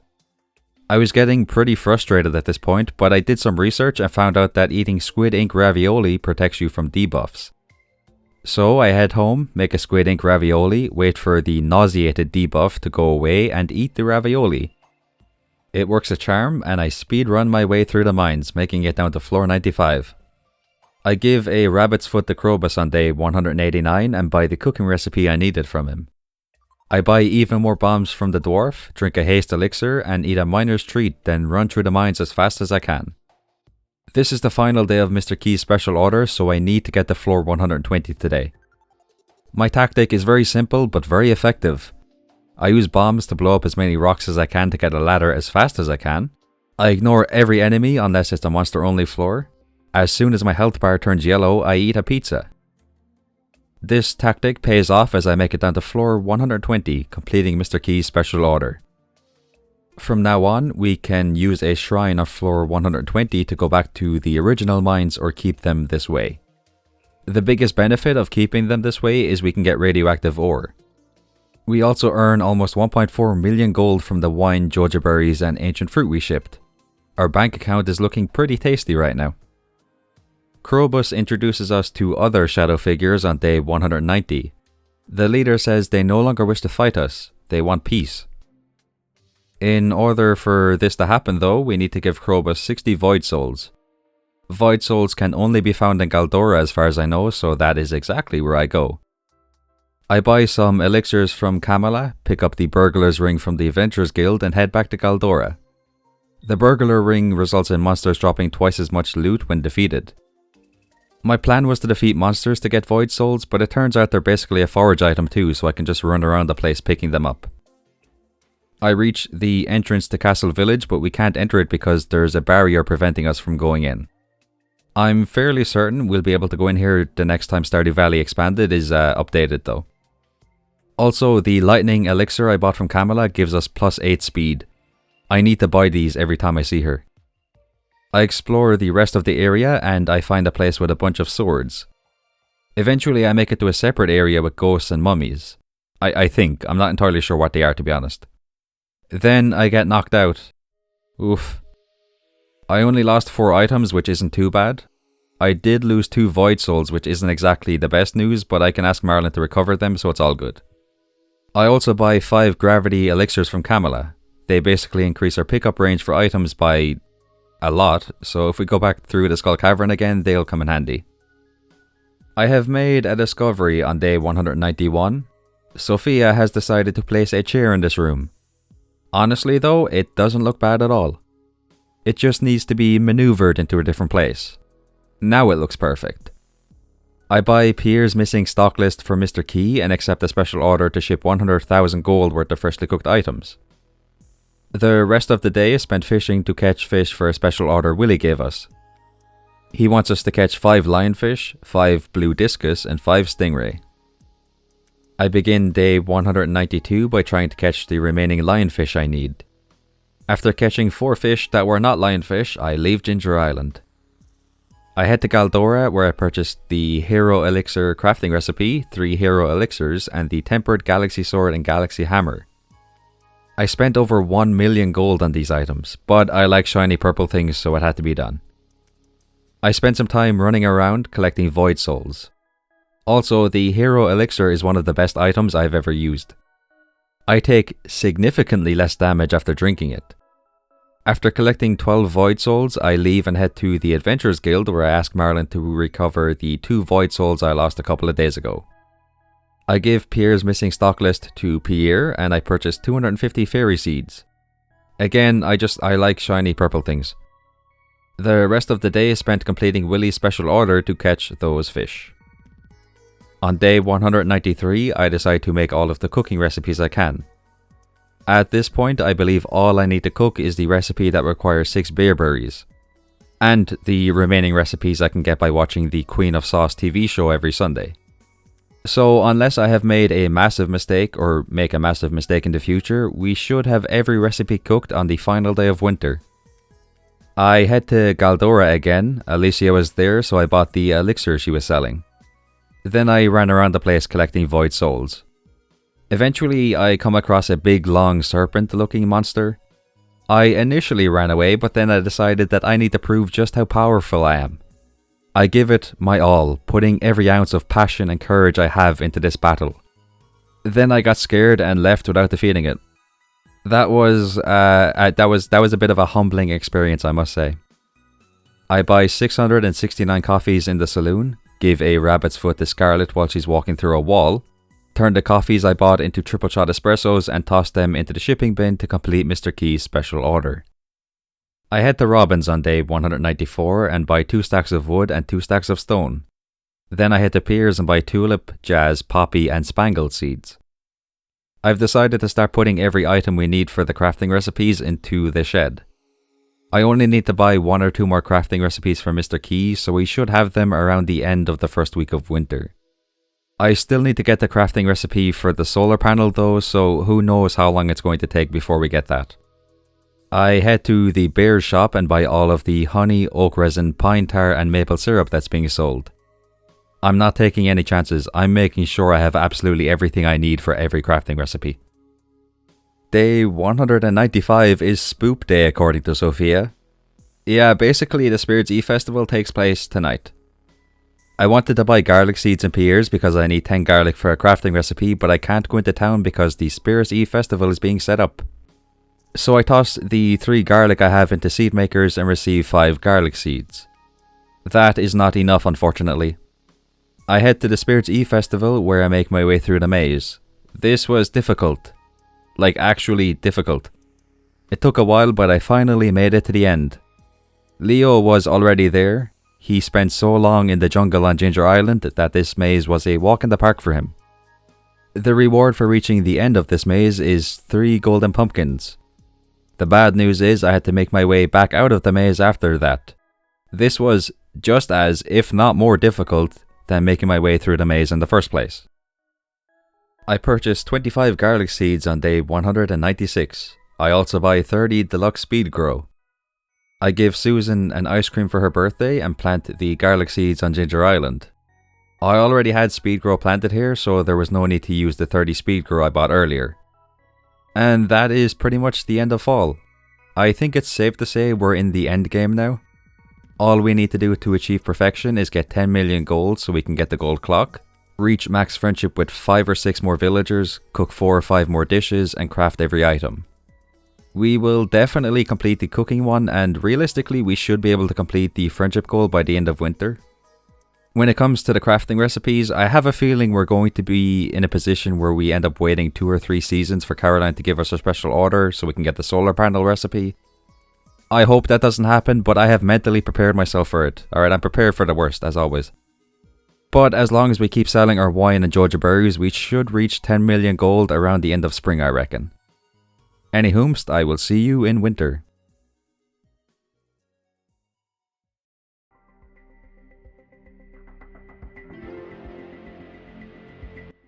I have some bad news on day 197. Our Joja berries cannot continue growing in winter, so we have to say goodbye to them. I also want to give you all an update on our friendship goal. We are doing pretty well, I would say. Susan and Kent are at 9 hearts, Scarlett and Martin are at 8 hearts, Apples is at 7 hearts, and Gunther is at 6 hearts. But Gunther's birthday is on day 12 of winter, so we can get around 3 hearts of friendship with him on that day. So things are looking really good in terms of our friendship goal. I head to the summit to collect beerberries, but then I realized they don't appear here. I give Scarlett a present, give Gunther a present, and give Kent a present and invite him to the cinema. Also, some incredible news, we have a special order from Caroline. This is fantastic. I was so worried we'd be waiting ages for this to show up, so I'm really happy about this. I need to ship 100 pineapples for this special order. I watch a movie with Kent, then I head to the secret woods where I pick up a beerberry. Then I realize you can dig up beerberries from artifact spots. We are having incredible luck today as I managed to dig up 5 beerberries. Add those to the 1 I collected at the beginning and we've got the 6 we need for the cooking recipe. I head back to my farm where I collect 1 pineapple seed from my miscellaneous seeds chest. But I also collect 19 more pineapple seeds from my Ginger Island items chest. I make my way to the island trader and exchange all of my magma caps for 18 more pineapple seeds. I plant these seeds with deluxe speed grow and I accept the prismatic range display order from Mr. Key before the day ends. I cook the mixed berry pie on day 198. Gunther sends us a special gem that was found in Galdora as a way of thanking us for completing the museum collection. I donate a bunch of items to Mr. Key, but we still have not finished his order. We need green items, blue items, and 2 more red items. Our garlic is ready for harvest though, so that's pretty nice. I head to Sandy's shop and buy a full stack of starfruit seeds, purchase 100 fibre in Robin's shop, 2 spaghettis, and 100 Joja colas in the saloon. I make another stop in Piers to buy 500 deluxe speed grow, then I donate the fibre, spaghettis, and Joja colas I bought to complete Mr. Key's special order. I plant our starfruit seeds to end the day. On day 199, I do something I should have done last season. I head to the sewer so I can change the farming perks I picked. When I go to sleep tonight, I will choose the perk that gives us a 40% bonus to the gold we earn from selling wine. I give a present to Susan, then a present to Scarlett, then a present to Gunther. I'm not taking any chances with that friendship goal. I need to complete it. Like I said, at the end of the day, I choose the perk that gives us a bonus to the gold we earn from selling wine. On day 200, I decide to start selling off some of the items I have. I throw some artisan goods and animal products into the shipping bin, then some more artisan goods. I head to the saloon and throw a duck mayonnaise into a box to get the pinky lemon statue. Then I throw a strange bun into the toy box in Vincent's room to get the Forogimon statue. It took me a while, but I eventually found the final box and exchanged a super cucumber for the HMTGF statue. And by found, I mean I looked on Reddit and found a post where someone explained where the final box is. Alright, so I need to make a bit of a change to the format of this video. At this point, there's not much I can do every day, so I'm going to explain what I did each week instead of each day for the rest of winter. So for the remainder of days 197 through 203, I give apples a starfruit, collect void souls and Galdora, learn how to cook a poppy seed muffin, make a poppy seed muffin, and give presents to Susan, Scarlet, and Gunther. I also collect around 400 Joja Berry wine and fill our kegs with Joja Berries. I won't be selling this wine yet though. I'm going to wait until the end of winter to sell all of the Joja Berry wine I have. Days 204 through 210 are spent at the Ice Festival. I talk to the villagers and I participate in the fishing competition without actually participating in the fishing competition. I'm sure you all know how I feel about this competition by now.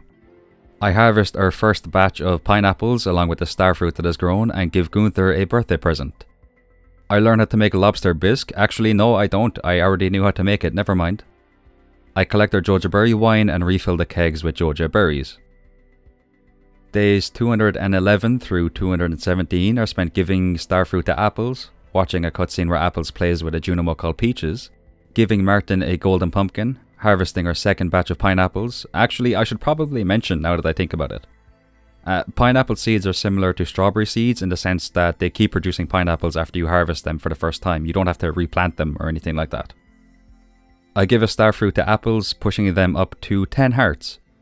And with that, we have finally achieved full friendship with every character. It took slightly longer than I was hoping, but I'm just glad that's out of the way. All I need to do now to achieve perfection is cook the last 2 recipes, craft all of the items, and get the gold clock. That sounds like a lot, but I did a good bit of preparation work, so hopefully we'll get those 3 things done pretty soon. I learn how to cook bruschetta, and I of course make a bruschetta. Once again, I collect the Joja Berry wine from our shed and refill our kegs. I visit Krobus and give him the 60 void souls the shadow figure leader asked for. During days 218 through 224, I harvest our third batch of pineapples. I throw all of these pineapples into the shipping bin, completing Caroline's special order. Caroline then sends us the crafting recipe for the solar panel in the mail, and that is the final crafting recipe I needed. I head to the Feast of the Winter Star Festival where I talk to the villagers, give an amethyst to Emily and receive a geode from Vincent. Krobus pays us a visit and asks us to come to the mines with him. A cutscene plays in the mines where we see the shadow figures using the void souls to bring back the shadow figures who we took out in the mines. I'm not going to lie, and I kind of don't want to say this, but I'm going to be honest with you. You're going to need a bit more than 60 void souls to do that. I reckon you need at least 200 of them if you're going to bring back all of the shadow figures I defeated. My bad, I didn't know this would be a thing. I'm happy you got your friends and family back though, I'm happy for you. I head into our crafting shed and begin crafting all of the items. I managed to make almost every item, but I ran out of iridium bars, so I need to wait until they finish smelting. After collecting the iridium bars, I craft the iridium band ring. And with that, we have crafted every item in the game. I'm so glad that's over with. It's honestly nerve-wracking going through that because I'm always terrified I'm missing an item I can only get in like spring or something like that. So yeah, I'm glad that's over. I learn how to make shrimp cocktail. I go to cook it, but I'm missing a horseradish, so I run to my shed and collect one. Then I cook the shrimp cocktail, which thankfully is the last cooking recipe I needed to make. We are now a certified gourmet chef. I collect my Joja Berry wine and refill the kegs with Joja Berries, as you probably guessed. Then I throw all of my Joja wines, starfruit, ancient fruit, Joja Berries, bananas and mangoes into the shipping bin.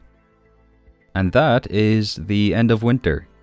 I'm sorry about changing the format and going by week instead of by day, but I was genuinely running out of things to talk about. We did achieve all 3 of the goals we set for year 2 though, so I think this was a pretty successful year. All I need to do to achieve perfection is get the gold clock, so hopefully we'll have enough gold to do that by the end of the first week of spring in year 3. In fact, let's not waste any time. Let's jump right into spring.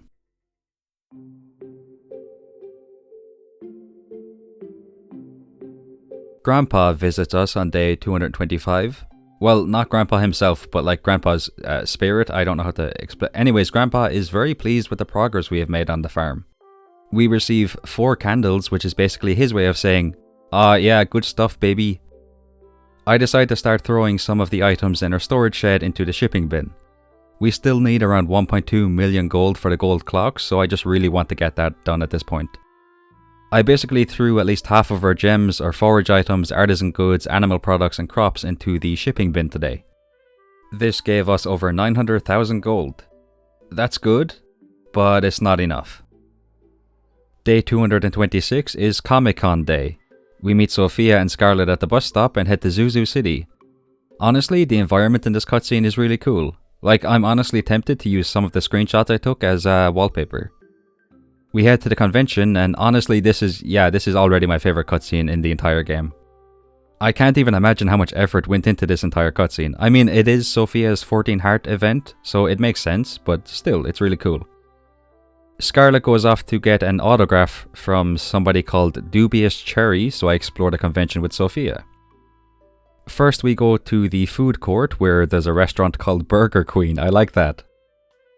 Next we head to the courtyard where Sophia takes a picture of the fairy cosplayer. Up next is a visit to the shop area where Sophia buys a fairy stone for 2,000 gold. That might seem like a lot of gold, but keep in mind, both of us basically own 2 vineyards, so we're kinda rich, you know. We've got so much money that we literally don't know what to do with it. At the end of the convention, Sophia performs her little Journey of the Prairie King skit. We don't actually get to see it though, which is unfortunate, but this is still my favourite cutscene in the game. That whole thing was really cool. The wizard pays us a visit on day 227. He lets us know that somebody new is coming into Pelican Town tomorrow. Neat. Once again, I throw a ton of items into the shipping bin. We received just over 320,000 gold for these items, which is very good because around 90% of the items in our storage shed have gone into the shipping bin during the last 2 days, so that was all I had pretty much.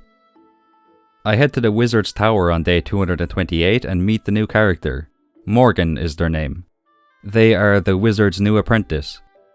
I thought I was the Wizard's apprentice, but it's cool, it's fine, I don't care, it's whatever. I finally purchased the gold clock and place it right beside Grandpa's shrine. Because we have basically achieved perfection, I think it's time to show a picture of my farm. Because we're on the forest farm, I tried to keep the whole forest vibe going. So rather than a bunch of floorboards, I just used grass, trees and stone pathways to decorate the farm. I'm pretty happy with how it turned out. Now, I have a very special request to make. Please put yourself in my shoes for a moment. Imagine you have just spent the last 228 days putting every ounce of effort, passion, dedication and love into this playthrough. You have crafted every item, you've caught every fish, you've collected every star drop, you've shipped every item, you've cooked every meal and collected every golden walnut. You've spent hours on end giving gifts to the villagers and speaking to them. You've explored every inch of Stardew Valley and Ginger Island. You finally purchase the gold clock. You run to Mr. Key's walnut room expecting to be told you have achieved perfection, but instead you find out that you've only achieved 99% completion, because at the very last minute a new character arrived at Pelican Town. Yeah, we need to get Morgan to 10 hearts. I thought I was finished, I thought this playthrough was over. Alright, let's just get this out of the way. Days 229 through 259 are spent getting Morgan to 10 hearts. On the first day of this new adventure, I give Morgan a void mayonnaise and invite them to the cinema. There is a silver lining to this though. Your friendship with a villager stops decaying when you reach maximum hearts with them. So because we've maxed out our friendship with every other villager, we can focus completely on Morgan without losing friendship with anybody else. We can just talk to Morgan every day, bring them to the cinema once a week and buy them food they love there, and give them 2 gifts a week. The rest of each day will be spent sleeping to speed up the process. We do need to make sure we talk to Sophia every day though, because if you're married to someone, then their friendship will still decay even if you've reached maximum hearts with them. But that's not really a big deal. After just one day of giving Morgan a void mayonnaise, inviting them to the cinema and buying them food they love, they are already at 1 heart, so this shouldn't take too long. And Morgan arriving on a Friday works out very well because we can give them a gift today and on Saturday. Then the whole gift mechanic thing resets on Sunday, so we can give them a void mayonnaise on Sunday and Monday too. That's 4 days in a row where we can give them gifts. Also, because we're focusing exclusively on Morgan right now, I'm going to do something I have only done for Sophia and show all of Morgan's cutscenes. In their 2-heart cutscene, Morgan does an impression of the wizard. Something nice about Morgan's cutscenes is you can choose from different dialogue lines. If you basically say something nice, you get bonus friendship points, so that makes things even easier for us. In Morgan's 4-heart cutscene, we play hide and seek with them, Vincent and Jazz in the forest. We can see where Morgan is hiding, but we pretend not to see them. I did that because I'm just a very good person, I'm just so nice. And we get bonus friendship points for doing that, so I kinda had to do it. Anyway. In Morgan's 6-heart cutscene, they tell us that sometimes they feel lonely here. It wasn't their choice to move to the wizard's tower and be his apprentice. The Magic Council basically decided that it had to be done because they believed Morgan had a special gift when it comes to magic. We tell Morgan they will be important to many people in the future, which cheers them up. In Morgan's 8-heart cutscene, we show the wizard that we're able to turn an iron bar into a gold bar. This impressed the wizard. It also gives Morgan the motivation they needed to be able to do it themselves. Honestly, at this point I've said honestly so many times. Anyway, at this point I'm actually glad we ended up having to get Morgan to 10 hearts. They're actually a really cool character. Thanks to our Silver Star Void Eggs, choosing the nice dialogue options and bringing them to the cinema and getting them the food they love, Morgan is at 9 hearts on the first day of summer. Also, Sophia wants to have another baby. One last Void Egg pushes Morgan up to 10 hearts on the 7th day of summer. Morgan drops by our house and tells us the wizard is giving them an important test in the forest today. They say they would like for us to be there. Then they try to teleport away, but they mess it up the first time. It was actually pretty funny, I'm not gonna lie. They do it successfully on the second attempt though. I head to the forest where Morgan's 10-heart cutscene plays. Morgan seems to have some special bond with the animals in the forest as different animals approach them. The wizard says that Morgan has passed the test. You know what, this was actually a really nice way to end the playthrough. I'm glad Morgan arrived in Stardew Valley. I head to Mr. Key's walnut room where the perfection tracker now says we have achieved 100% completion. This feels pretty good, I'm not gonna lie. On day 260, I make my way to the summit where Sophia is waiting. The final cutscene of the game plays. This is officially the end of our playthrough. I'm feeling a bit emotional right now if I'm being honest. I have grown slightly attached to a few of the Stardew Valley expanded characters, so it's going to feel weird not having them in the game in any future playthroughs. But this was really fun.